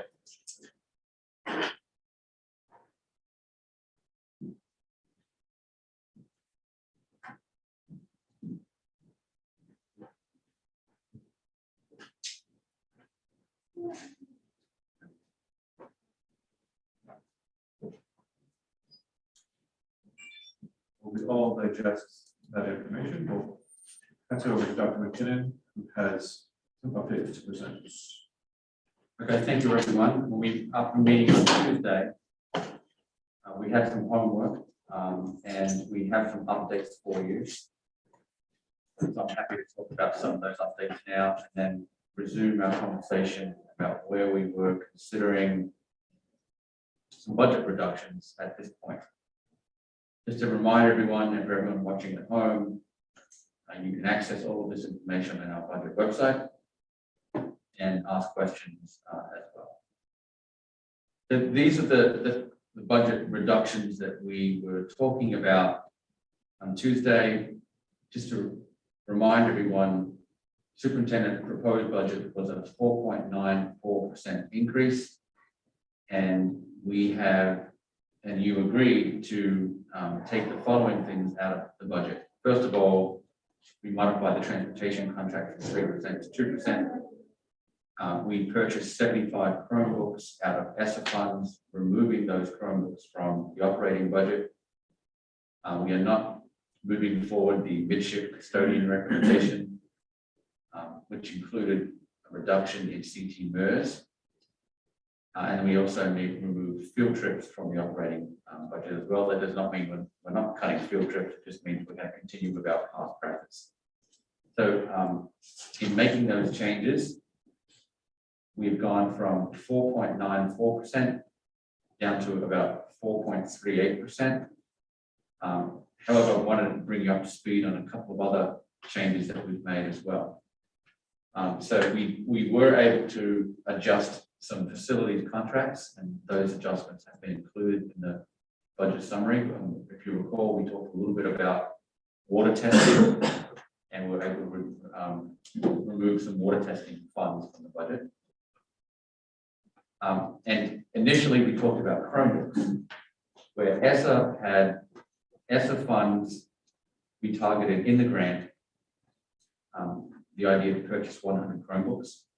And we realized that we'd only purchased 25 Chromebooks, so we were able to take out 75 Chromebooks out of that, our inventory that we needed, that Ms. Scrofani talked about on Tuesday. That left additional Chromebooks left in the budget, and we allocated more money from ESSA towards those Chromebooks, and the Chromebooks that were in the budget in John Reed were able to remove those as well. So we'll talk about what that reduction looked like. There were some technical updates that didn't really have a budget impact in terms of non-certified payments moving from a couple of different lines. We actually recorded in our budget where we added in Title II and Title III offsets. There was a question about one of the positions we were funding short-term through ESSA, and if that included salary, benefits, and MERS, and we were able to make sure that the CT MERS associated with paraprofessional was also taken out of operations, which was a savings of $20,000. The big change here was a savings of $33,000, was that we were able to update revenue associated with the number of students projected to attend pre-K next year. So there were some questions about pre-K, but what I was talking about essentially is that pre-K tuition next year is budgeted at, well, marked at $6,684.57. And we anticipate 45 students enrolled in pre-K next year, where 38 students are paying tuition. And if you multiply $6,684 by the number of students who are paying tuition, 38, you get a revenue of $254,013. We had budgeted that revenue lower, at approximately $220,000. So by able to truly adjust revenue associated with the number of pre-K students we have coming in next year, we're able to add that savings into the budget. There were questions in the budget sheet overall about pre-K and how it worked, and whether parts of pre-K were offset by any grants and tuition. And we can say that there were 4 special education teachers in our pre-K program. So their budget amount 2022, 2023 was $379,869, of which only $1,700 was offset by the grant. There are 8 instructional paras. There was a grant offset of $817. That's operational supplies and so on. It was harder to show contract services in pre-K because we have OT, PT, speech, school psychologists, speech and language services. They're not specifically dedicated to the pre-K program. They actually service other grade levels, but those specialists do lend their support and provide services. So those dollars aren't directly allocated to pre-K or associated in that way. So it was hard to kind of demonstrate what those costs would be. But if you were looking approximately at $566,211 as the operating cost of pre-K, if you consider how much we receive from tuition, the net is around $310,000. So that was a question that was asked about pre-K, and we wanted to provide you. How far is that 38? We're pretty confident in that 38 number. We talked about that today. But in your previous budget, the revenue, which was a minus, was budgeted at 220 around it. So we corrected that, and that was a nice savings. There was a request for what do these roles do? We keep hearing about paraeducators and behavior technicians. So we do have those definitions. We'll email these definitions to you. So really, one of the things we have to do is now we're at 4.38%. If we get back to this exercise, and if you wanted to consider further reductions, if you reduced everything on this page, previously it would bring you down to 3.99%.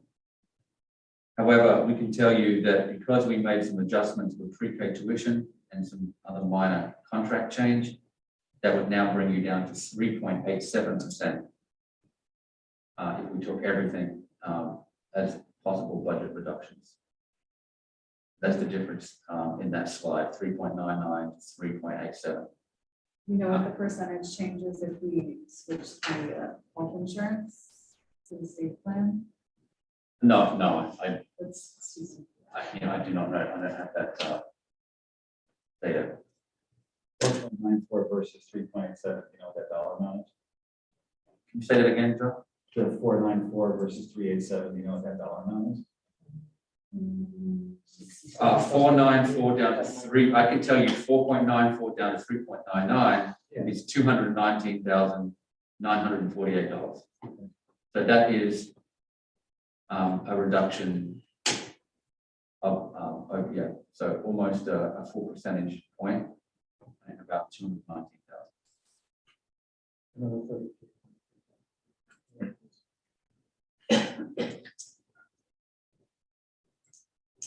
I think on the health insurance question, with respect to what's been budgeted and what you would project, you have to make a series of assumptions as to how those ultimately get negotiated out. But I think it would be the number somewhere between an additional 0 and an additional 540, depending on how you slide it.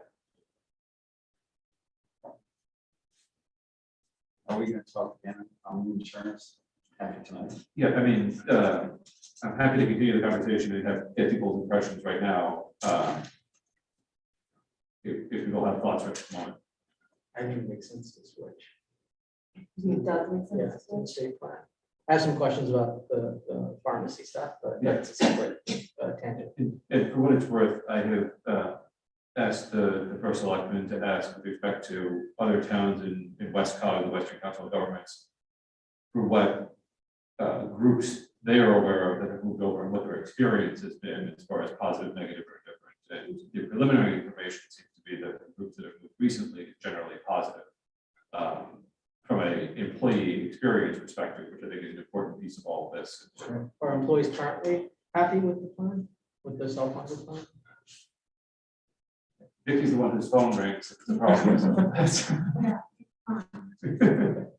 I mean, if the employee experience is positive when shifting to the state plan, yeah, I mean, I think that makes me lean towards switching as well. I mean, he couldn't compel me to, agree with him.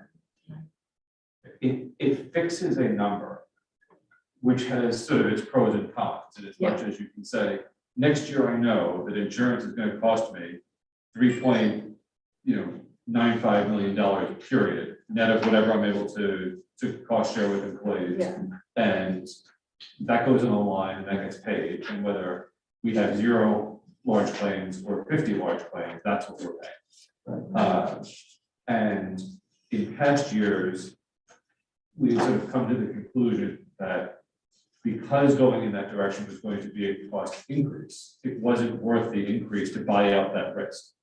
But if it's a decrease to buy out that risk, it sort of speaks for itself. Yeah, because I believe him that he's being conservative with the self-funded plan, but I mean, even if he's right and it's not, somewhere in the middle, I think we still That's have still a a big good number. chance of coming out. Even if you take the annualized fiscal 22 number of 4.02 and slide it over one, Right, we still win. you're still $50,000 to the better, Yeah. With none of the risk. with no risk. But that's all based on estimates for 2023. It's not, we don't know that that's gonna be the number. What are the odds of like those costs going down? I mean, unless we have a bunch of staff members, we know we're gonna retire in 2 years, there's. Right. Yeah. But I think that's what he was saying, So- is a lot of those issues are coming to an end, and he thinks he's gotta give you that number, but he doesn't think we're gonna reach that. But even if we stay flat, like if 2021, Right. 22, basically like what Chris just Right. said, just repeats. We we're save still money, better right. off. For a little bit of additional context also, I made a passing comment about the penalties for leaving the state plan. Yeah, The state plan locks you in for a 3-year period. And so if you leave early, there are penalties.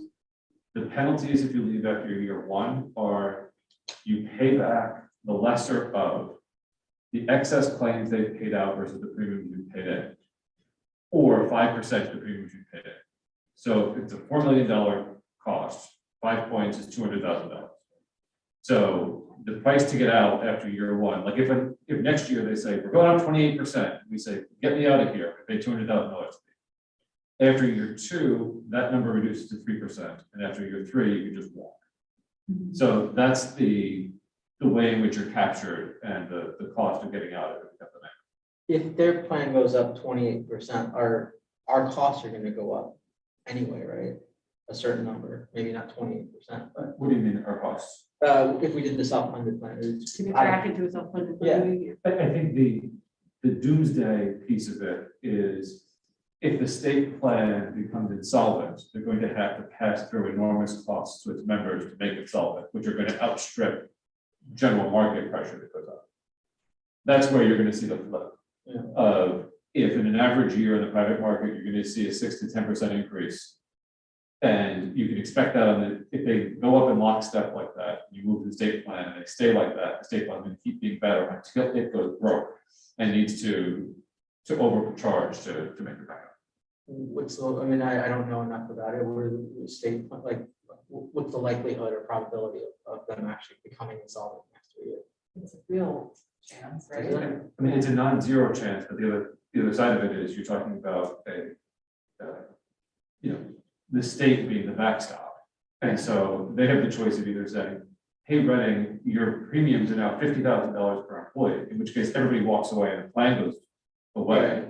Or saying, we're going to put $40 million in to make sure that it works and continue to encourage more people to join it because the larger the pool is, the better our overall performance. And I think that's what, if you look at their annual report from the end of 2021, they showed in the first couple of years of this partnership plan 2.0, small marginal losses year over year. In the recent years, they've shown small profits year over year, as the number of groups has gone from the 40s to the 140s or whatever the number is, which all sort of reconciles with understanding how insurance works. So very low likelihood of them becoming insolvent, plus lots of options and levers they can pull. And if they did, then we can leave anyway. Right, what's the downside of them going insolvent is we say, thank you very much, we're gonna take our ball and go somewhere else, right? There's no choice. It sounds like there's more upside than down. What do Right, our veteran board members think? The down is administrative. The down is asking central office to be dealing with two different types of health plans entirely. Although once this is up and running, it should be a little bit simpler because it's just an invoice. Right. And the down is putting on Easton and Region 9 shoulders a smaller plan that's going to have its own complications as a result of that. But if it's a $500,000 swing, and can you compound that win over several years too? You made a material dent in cost. Right, and even if you had to hire a full-time person to do it, it's not gonna be $500,000 a year. I do want to give Scott and Vicky an opportunity to comment on this from their perspective as to what they see as either ups or downs of a switch to the state plan. I actually would like to have a conversation with Westport. They joined and they're now at the 3-year mark, and it's my understanding that they're investigating getting out of it. So, I didn't get a chance to speak with them today, just learned about that today. But I think the state plan is a little bit more administratively than just paying a bill, because it's my understanding that employees have to do different wellness steps, so they have to have a physical, for example, every year. Not everybody does. They should. Of course, it's a good thing to have. But if they don't have it, then there's a penalty that they pay. Their premium goes up. So there'll be some management of swings in premiums, things like that. So it's not just paying the invoice. Not just a physical or a dental appointment, but you've got to check a certain number, certain criteria, and someone has to keep track of who's doing those things and who. Do you want to talk about your experience as a participant in the state plan? Well, I as a participant, I participated in the high deductible plan, and I was in Oxford Public Schools, which was within the partnership plan. A participant's experience is probably less headaches. You're not worrying about whether you meet your deductible or not, what medications you're using. So there are some advantages just having a straight PPO, right? And so from a superintendent's perspective, it was really just looking at the percent increase which Brown and Brown work with Oxford, they would provide us, and they would say next year premiums are going up 7 to 8%. And the only thing we really had to think about was the cost share between the Board of Education and the particular bargaining group, and those conversations would happen around contract negotiations.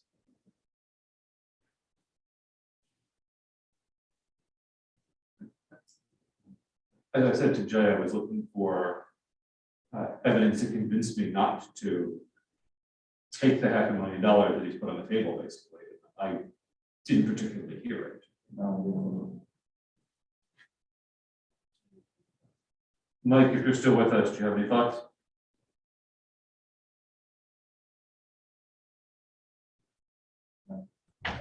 Hey, Chris. Yeah, I'd be reluctant to leave the self-insured.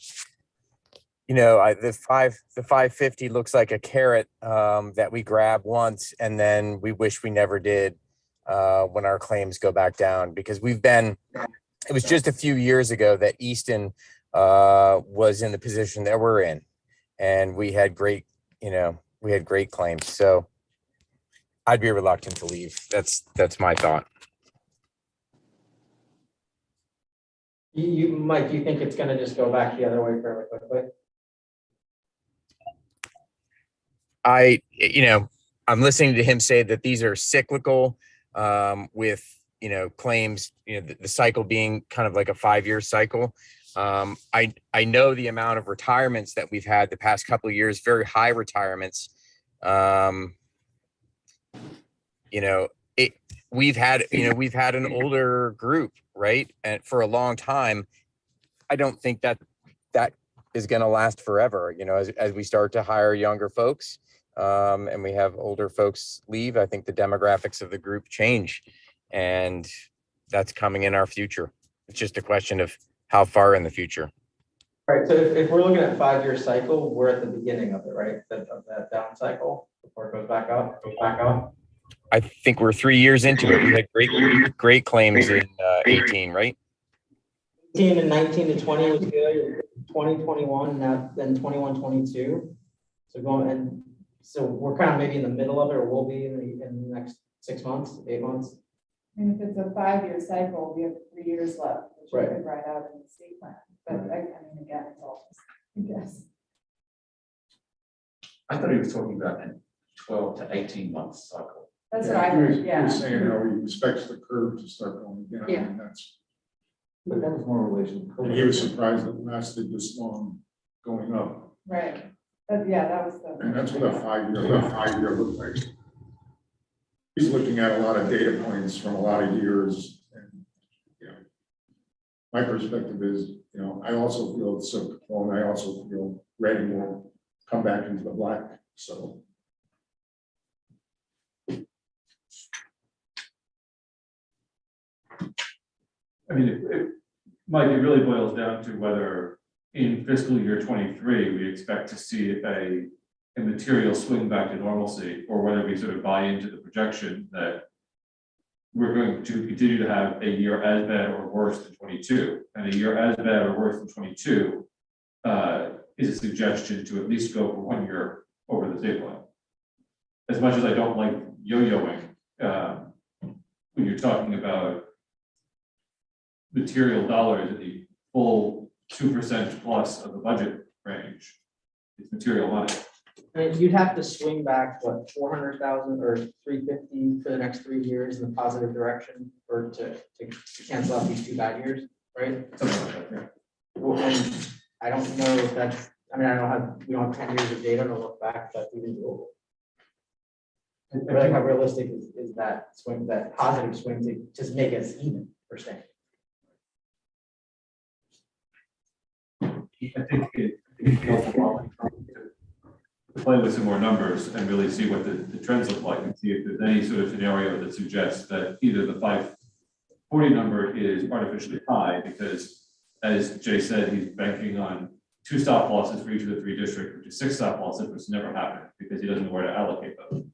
So if you were to knock off 2 of the stop losses and you say we don't have either of them, you can take 350 off of the board theoretically, and you're still $190 to the favorable. Unless you have to get out of the state plan and spend that 200. Right, and you spend 200 to pull the safety valve, you both basically broke it even. It's only in the first year too. But then you have all the hassle of changing and that, So you I have don't to- know if you can put a monetary value on it. The teachers are gonna have to go through, So what do they have to, so Vicky's gonna have to administer, what do the participants have to they have to go learn a through? whole new plan, they have to switch all, It's they have to switch doctors. doctors and. And just the negotiations with all of our unions to get there. It's a lot of work that. Decision seems, This is. the decision seems easy because we see the 2022 claims right there in black and white. But that's an estimated number. That's not necessarily what's going to happen. What's happening this year is worse than what's on this page, Yeah, for annualized 22. and it could be worse next year as well. Could be. Absolutely. When did we have to decide? Vicky was gonna say Yeah. something. I'm sorry. He said it would take at least 90 days, correct, Chris? Yeah. He said 90 days to collectively bargain the change, but that, I will tell you from a central office standpoint, having every one of our unions on this high deductible health plan the past 3 years has been really great. Because we used to have 15 different plans. They were all different, all over the place. And it took, a lot to manage. So where we are now is, from a management standpoint, is great.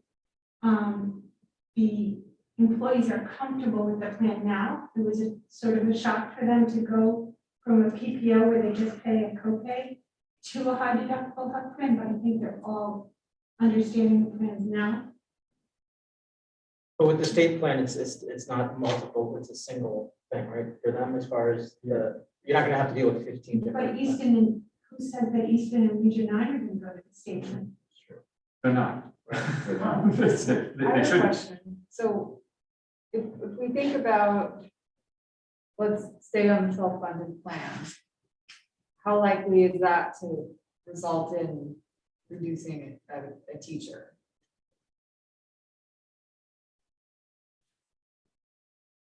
You mean if we stay self-funded and we budget responsibly for the projected plans? Then to get the number under 4 probably requires headcount. So I guess that's where I would start to draw a hard line. Unless, are we gonna, do we budget more, more risk in there?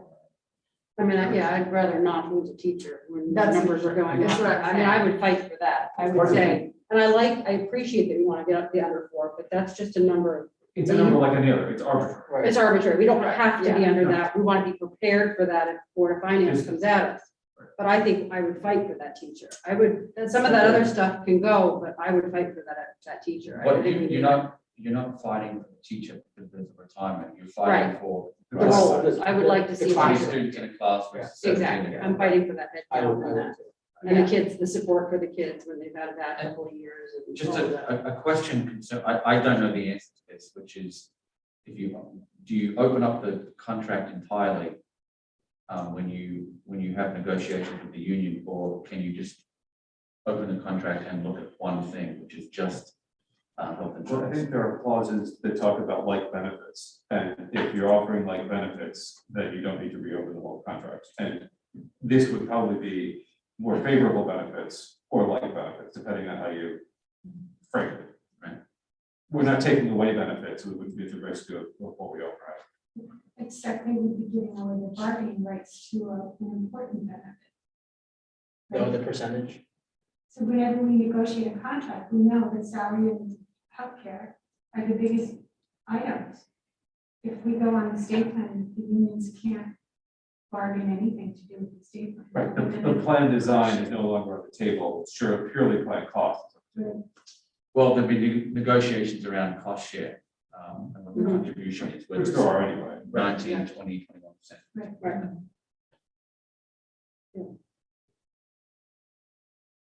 So I think the takeaway to find out other people's experience, who have switched.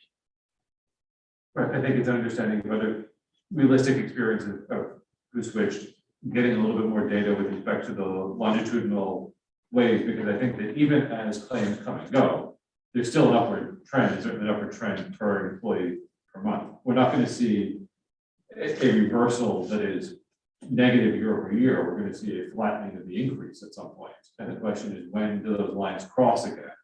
If the state plan becomes more efficient this year, how many years is it until it crosses back over? Is it 1 or is it 7? Do we know any other districts that we can talk to other than Vicki was gonna Westport? talk to Westport. Yeah. Yeah, Westport's there are one. a couple of others. I'll try to reach out to them tomorrow. And then whatever I find out, I'll share with Chris. That'd be great. Thank There are you, a Vicki. handful, and based on the tenor of this conversation, I will reach out also to the statewide chair listserv and ask them for their feedback and compile that. That would be great. Do we need to talk to the other, to Easton or Aaron to get their input? It doesn't matter. I think it's ultimately our decision, but it would be the appropriate thing to consult with them and let them know also, so that we can have a collaborative conversation, because February 26th. ultimately, it's the same, pocket that tax dollars are coming out of. So if we're gonna save 100 to cost Region 9 200, it's a stupid decision, so. But I don't think that's the magnitude of the issue, but. Can I just point out one thing, and forgive me if you don't like what I'm going to say, but we're in a position with CT MERS because the state mismanaged their funds. I believe I heard Jay say that the way they're keeping the premium somewhat okay is by using COVID money. So that's my only concern. Is will the state properly fund? But it's way easier to get out of the partnership plan than it is to get out of MERS. Yeah. Where you're like in a prison cell, it feels like, as far as switching those those pension plans. I think I have faith that the state will find money for that, and if they don't, like I said, we can always fail. I just had to say it, it's, yours is really bad.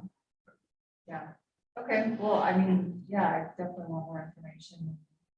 So we just bring it up at our next. And just sort of to signpost again, after tonight, we're projected to meet on the 22nd jointly with Easton and Region 9, primarily to talk about the central office budget and finalize that. And then again on March 1st to finalize everything. So it's only February 3rd, but we're also running out of runway a little bit with respect to how we're gonna know this. If we don't have a meeting between then and now, would we have to have a special meeting just by rules, or can we share information on it? Like, We would have to have a special meeting to have a conversation or to have a sort of serial email circumstance, but I can compile information, I can work with Vicky, and I can get whatever anybody individually needs and put it all together into a one-way memo out to everybody so they understand. Something that I think I'm concerned about is, we have a timeline for Reading that you just outlined, Chris. We're about, as a central office team, we're about to transition into the exact same process in Easton. And then again in Region 9. And we don't have a lot of hours in the day to do the research associated with the possible health change. And between now and May is very busy with finalizing the budgets and so on. And so I'd like to fully understand what the process looks like with our bargaining groups and how much time that takes up, because I think we're pretty lean in terms of time, and that's just an added. I've never changed plans midstream, so I don't know what you have done mid-contract, right? So I don't understand the commitment or the time involved in that, but I just do know that things are. We're about to go into a completely other budget cycle and then another budget cycle. And then we have to come back and, so that's just something that I'm worried about. It's a squeeze all around. So it's going to be incumbent upon board members to do some number crunching and research in the background without necessarily having to lean on administration to really confirm expectations. And, frankly, if it comes to a collective bargaining, conversations are not subject to public meeting rules, and we can have those conversations privately in the interim as well.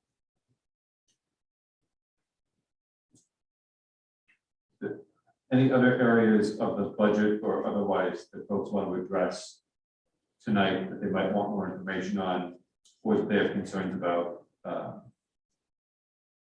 We can take a tour through each of the cost centers quickly if that would help, or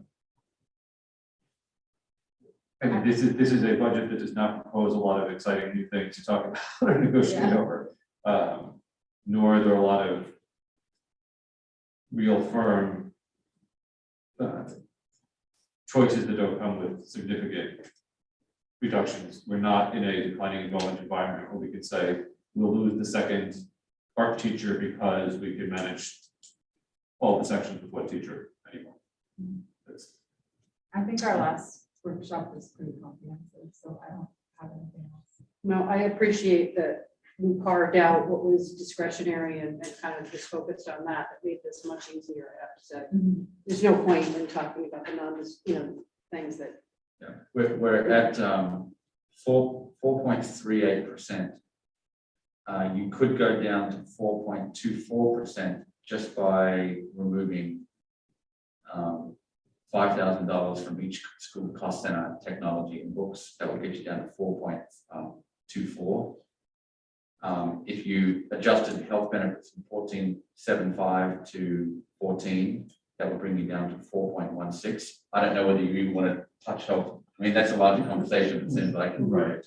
And then obviously What's concerning to me is just how aggressive you want to get on health claims when we're going on to several back-to-back years where we're sort of getting beat on what our expectations are. And running health claims into the red year after year is a losing proposition where eventually you get beat, just like we're losing versus the state plan now. Eventually, we're going to run it at a runway on a budget within the year where we don't have money to shore up the reserve. So just the $400,000 number from last month is still sort of ringing in my ears. Dr. Finn, I know you haven't done it yet, the longer strategic plan that you were talking about before, as far as that, building that out into the budget, this year is more just maintaining. Yes, And so then the plan is for the next year budget cycle, we're gonna be talking about, this is the kind of investment we need to increase to improve to get to these goals. Is that the plan? right. The most important conversations we need to have are really about the future and what our students need in the next 5 to 10 years. And one of the activities we need to do is engage stakeholders in a kind of renewing our vision of our school district, asking our stakeholders, what essential skills and dispositions do graduates need when they graduate, and what should the ideal school look like. Starting there to revise our vision, and then that helps us identify core priorities and strategies that then we can budget around those priorities. Right now, our soundbite is we're just trying to maintain what we have. But if we identify that the community is strongly interested in our students having more STEM experiences or coding experiences or more, pushing algebra down into a lower grade or any other idea that they have, then we have to start investing in those ideas and say, this is important to us next year, because you've just gone through this conversation. Our discretionary piece of the pie is so small, we have to really plan tightly for that. Because that piece is, even though it's small, it really separates a high quality school system from an average school system. And so we have to be very strategic about that piece.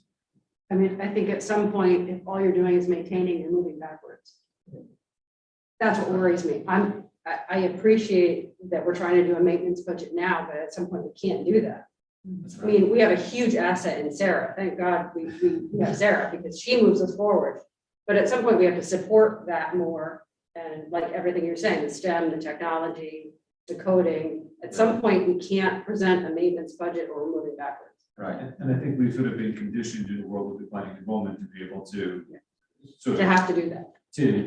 to manage in that environment is different than managing in a different environment. And one thing that would be helpful is anticipating either a flat or slightly increasing enrollment in coming years. That projects a certain level of faculty stability that allows you to project payroll over time. And you can say, I'm no longer offsetting a 2% increase to staff by cutting 3 teachers. I'm eating the whole 2% increase in staff. And so a 2% increase in staff is 1.75% of the budget straight out of the box.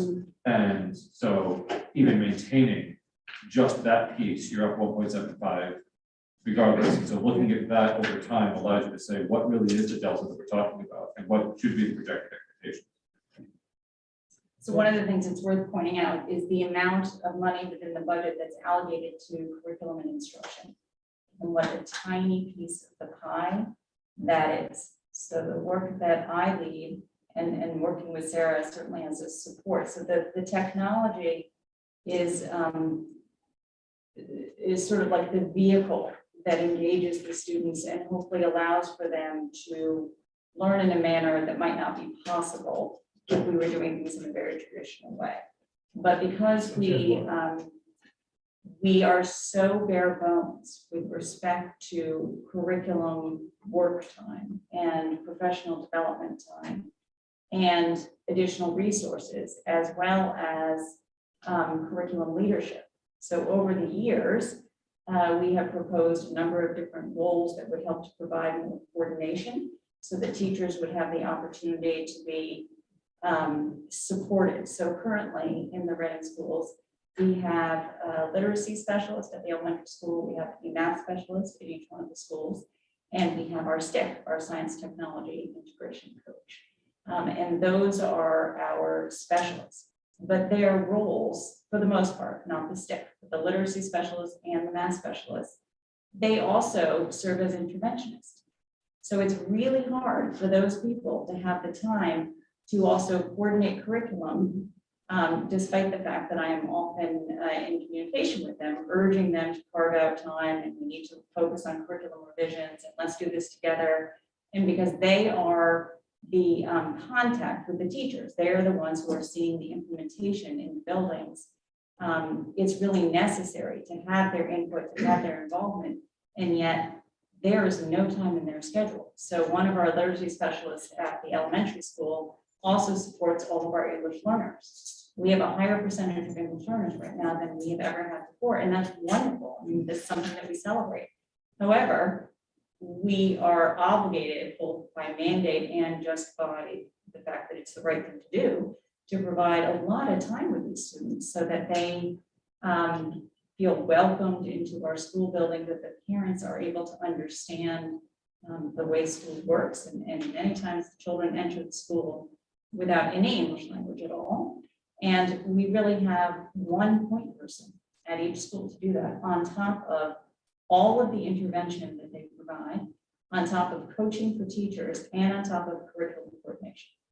So you just hit on sort of the crux of my life here. Yeah. And it's something I just feel so strongly about. So this is, we work hard and we give it our best, but you have to consider how little money in this budget goes toward the most important reason that the children come to school every day.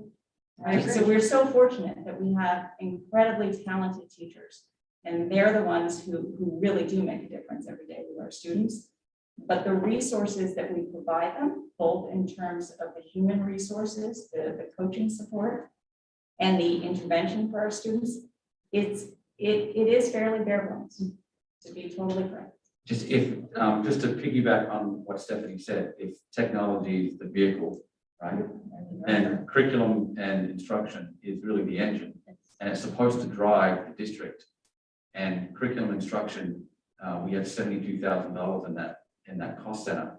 It really should be 2 times that value.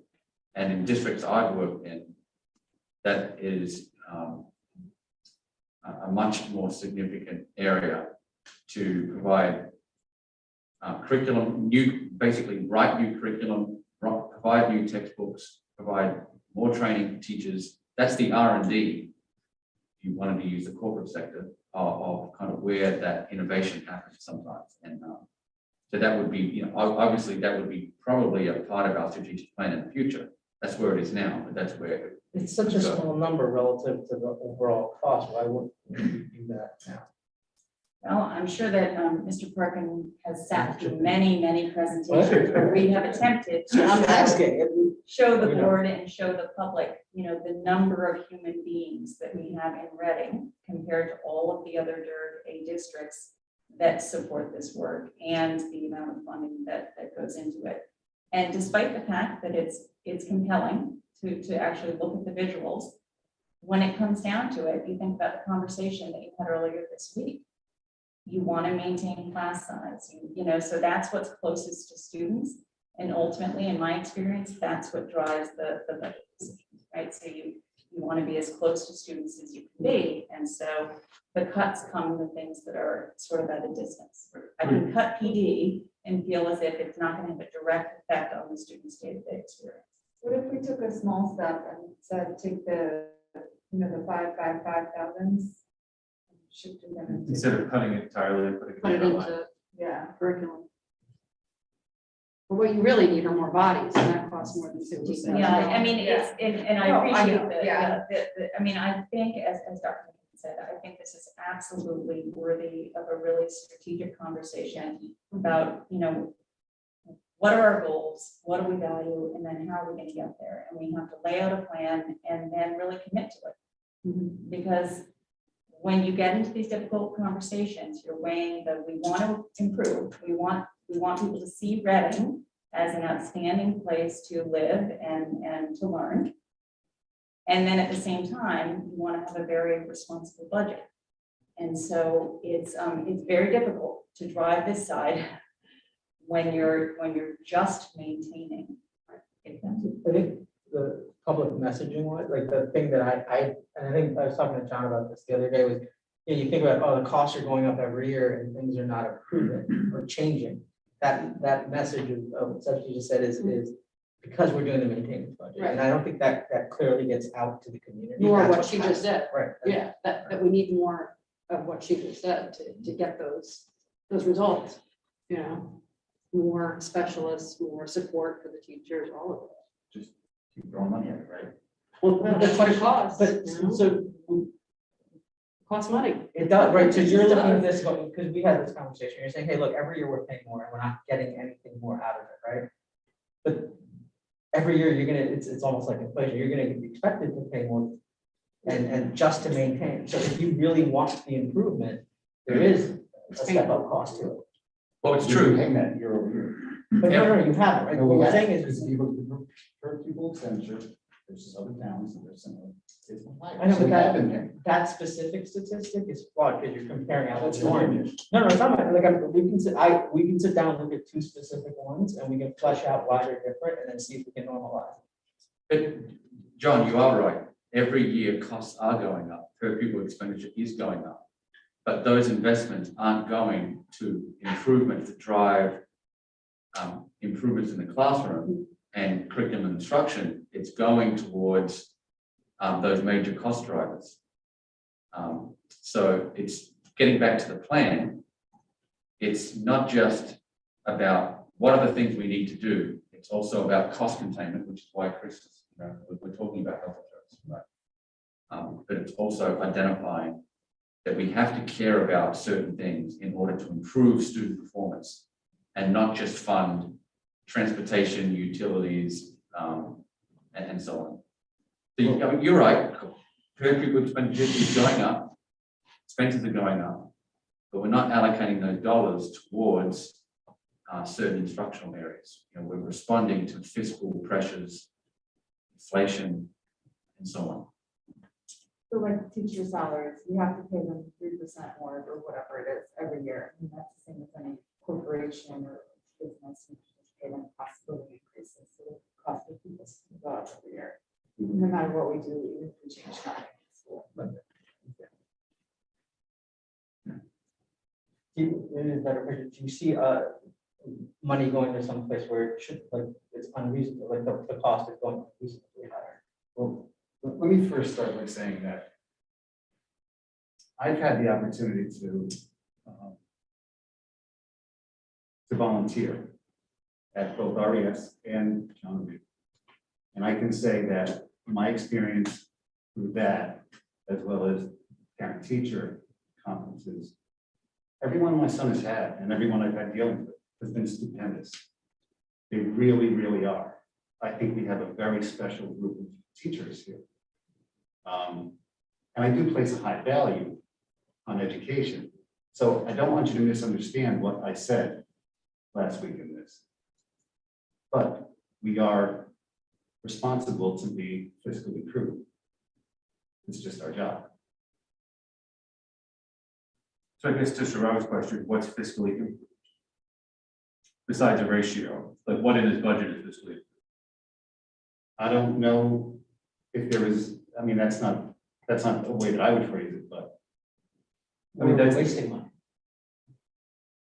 I have to delve into it a little bit more, but I'm not saying that there's excess spending here or there. I'm just saying that we have to, go through this exercise. When you say that cost per pupil is just too high, it's the highest in the area, et cetera, et cetera, et cetera. There's an implied second clause there, which is that it needs to come down. Or that we're being inefficient. Or that we've somehow been wasteful that has led to that number. And so if that wasn't an intended implication, that's helpful, but that's what I think Sharada was hearing, and why he sort of pushed back. Okay, well, I'll get back to you. But I would just add, I think part of being fiscally prudent is making the right investments for future growth, right? Talking about, we want people to move to Reading, we want the tax revenue, we have to have a good education system, which requires an investment. So sometimes, being opposed to not investing in something will lead to long-term losses. So I don't think fiscally prudent necessarily means always spending less, it just means spending smartly. Okay. But again, we have been spending more every year, more than other towns for basically the same result. Okay, so I think that's going back to what Chris just said about, that implies that you think we've been spending incorrectly, right? I'm just telling you the facts. No, I know, but so when I look at those numbers of, hey, we're spending more per pupil than some other town relatively, right? I want to look at that relatively, how are we comparing it? Is it an apples to apples comparison? Is it normalized? If it's not, then that's not a good yardstick to compare. If you're saying, hey, look, spending is going up, per cost per pupil is going up every year relative to ourselves, let's look at that and say, okay, is it in time, is it the 3%, is it inflation, is it cost of fuel, whatever it is. And I think what Dr. McKinnon just said is, most of this is those things. It isn't, hey, we're spending a lot of money on new classrooms or new anything. It's, we're just maintaining the contracts we have to maintain. We're making sure kids can get to school on the buses. All that stuff has gone up. And that's all we're doing is maintaining that.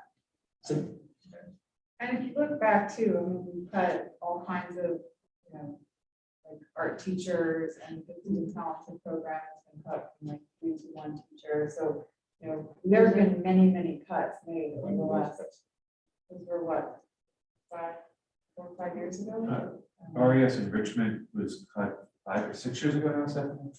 So we went from 3 to 2, and then we cut enrichment altogether, so then we went to 1. That was probably in one. 17. Yes, I would say so, yes. So probably over the last 6 years, we've gone from 3 to 1. So there During a time of cuts. declining I'm enrollment. not aware of that.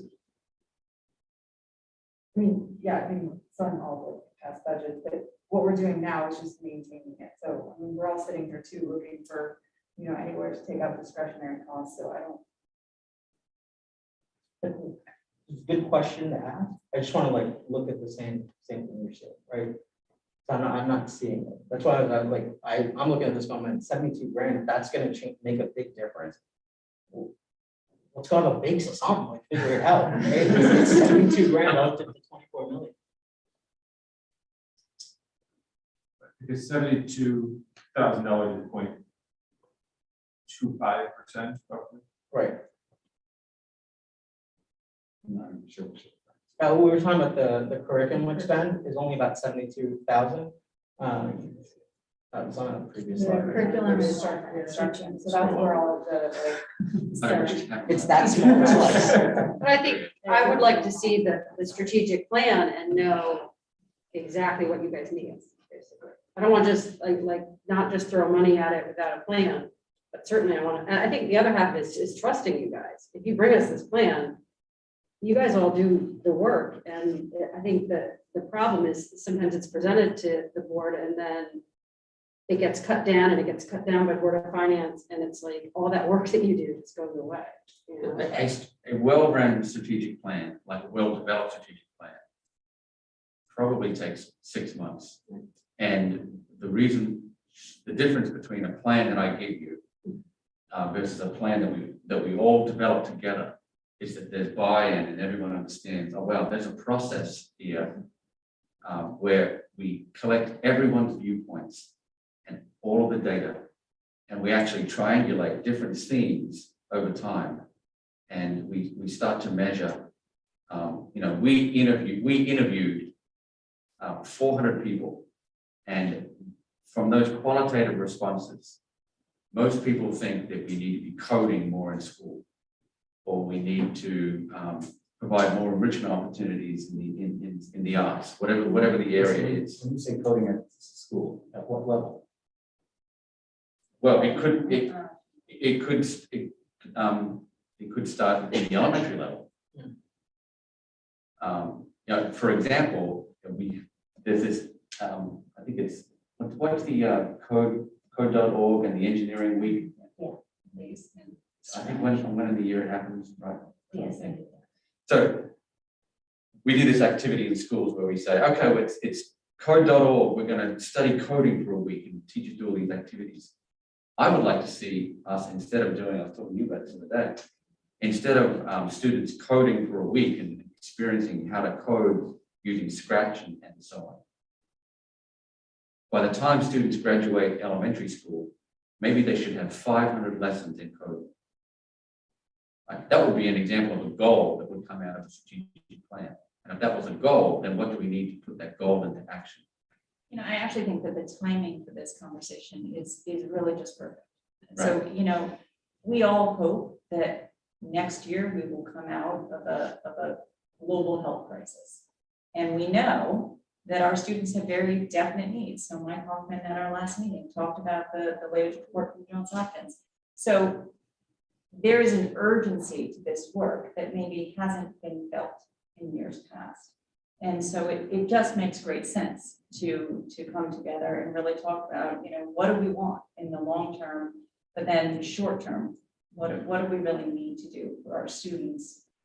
Not just to advance so that our ratings are higher, but also to respond to the needs that we're seeing in our students this year. We were seeing needs last year, and we're actually seeing even more needs this year.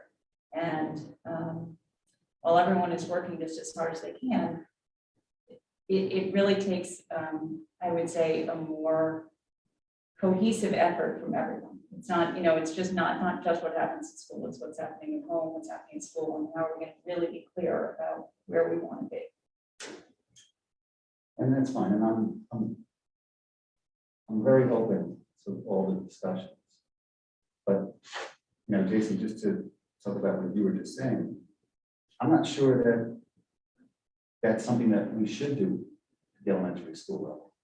Now, I could be completely wrong, but in my opinion, we place a little too much on kids at a young age, and it's happening more and more at younger and younger ages.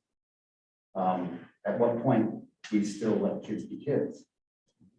And I'm not so sure that coding is part of being a kid. Maybe some of it is for some kids, but it's not for everyone either. I think that the point of the stakeholder groups is that that's what emerges from the conversations. And there may be a significant number of people that say just what you just said. We need to give students more opportunity to play in the younger grades, because through play, students actually develop critical thinking skills, and they can actually learn how to socialize with each other and so on. There are critical skills that can be taught during that area. So if that is a theme that emerges, then that is what we put in one of our priorities as a strategic plan. Sometimes really good ideas and skills don't have a dollar value associated to them, right? And that's the beauty of a strategic plan, right? It's not just about your fiscal viability in the future, it's also just identifying what our values are. New curriculum doesn't mean new staff. That's right, right. It might need more money over the summer to write the curriculum, but there are some things that don't cost anything. But that makes more sense to, you know, collectively, what do we want as a community? Right. What do we want as a school? And then, you know, allocate the costs associated for that. Yeah. I've done this in previous districts where we collect ideas on Post-it notes. And we collected over 60,000 pieces of information. And we took all of those words and all of that information and coded it almost like a dissertation thesis. And from that data, we're able to identify that out of all of those terms, 50% of people said that students students need to have classroom discussion skills. That some students wanted that it's not all academic, a lot of it is soft skills. Students need to be able to collaborate with each other, and so on. And I see that across the board. When I moved to Reading, you know, my son became old enough, there was no real Little League in Reading. It was all travel teams, and it seems to be the case with a lot of the towns around here, and it has to do with, you know, the amount of interest from the kids and the enrollment of the kids. Whereas where I grew up, we had an in-town Little League of 8 to 10 teams, with 15 or 20 kids on it. So traveling around was like this mythical thing to me. I couldn't understand how it needed to happen. But now I'm finding out that interest in sports is diminishing across the board, not just here, but in other areas of the country too, which is a shame, but it is a sign of the times, I guess. So you're looking forward to the planning process. I'm looking forward to being involved. I think we've come somewhat far afield from the immediate task at hand, Yes. but it's a helpful conversation regardless. To the immediate topic of, do you add $70,000 into the curriculum line? I think it sounds as if the consensus is, let's focus on getting a plan together and have that conversation next year as to what the resources need to be. At the risk of going in the opposite direction, is trying to find a number to bottom out at. The key, it sounds like, is going to be where the health insurance number bottoms out on, unless there are any other specific requests for discussing any other reductions or change in program. We're sort of zeroing in on somewhere between a 4.3 and lower, depending on where the health number sort of plots. I would just say that if Dr. Christie, if you have some amount that you think would help you through the next year, because obviously we're not gonna have a strategic plan for this budgeting process, if there is a number that would be helpful, I would be interested in discussing it at our next meeting. Thank you. I was gonna ask about just preschool tuition, and I will not benefit by asking this question. I have a preschooler. Is there a reason that the cost is so low for the parents? Like it's a lot cheaper for me to send my kid to Reading preschool versus a private daycare or a private preschool. Like we could probably charge more and offset with some revenue. Is there a reason we have it? So we check this, and every couple of years, we reach out to the area communities that have the integrated special education and general education preschool programs. And our price tuition is fairly competitive with other districts. This is pretty common, the tuition rate. So could we charge more and be similar to a private preschool?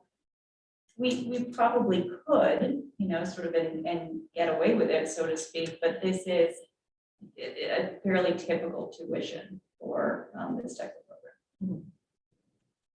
And you're not moving the needle tremendously. If you said I'm going to make it an $8,000 tuition and hope I still get 37 kids, you've raised $60,000. Almost double the curriculum. Well, what you can do is you can ask people enrolling in preschool if they want to donate to the curriculum line. I wasn't kidding about the big stuff.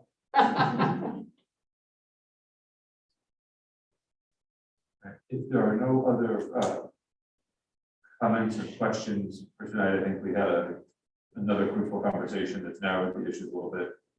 On the health insurance issue, if you have specific information you're looking for or questions, send them to me. I will compile them and I will work with Jay or Vicky or Scott to try to piece together whatever data is helpful in making those decisions. The premium rates for partnership plan are right on the partnership plan website. You can make your own estimates as to what they're going to go up by and plot and things, but it's all a crystal ball game as to what we think this is all going to pick up. Is there an actuarial resource like like almost like a betting thing where people are predicting what's going to happen outside of just Brown and Brown? Do I know off the top of my head? No. I think you can look at what the state has done as far as what their projected increases are for their premiums.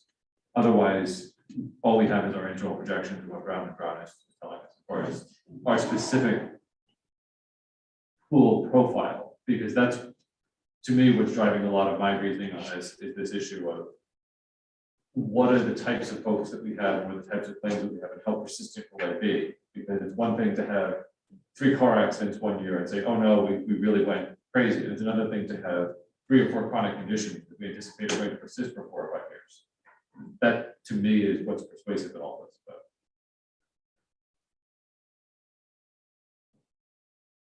there are no other questions or comments. We'll look for a motion to adjourn until our February 22nd private board.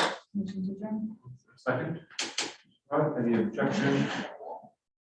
Still have you there, Mike? Yep, I'm here. You all good?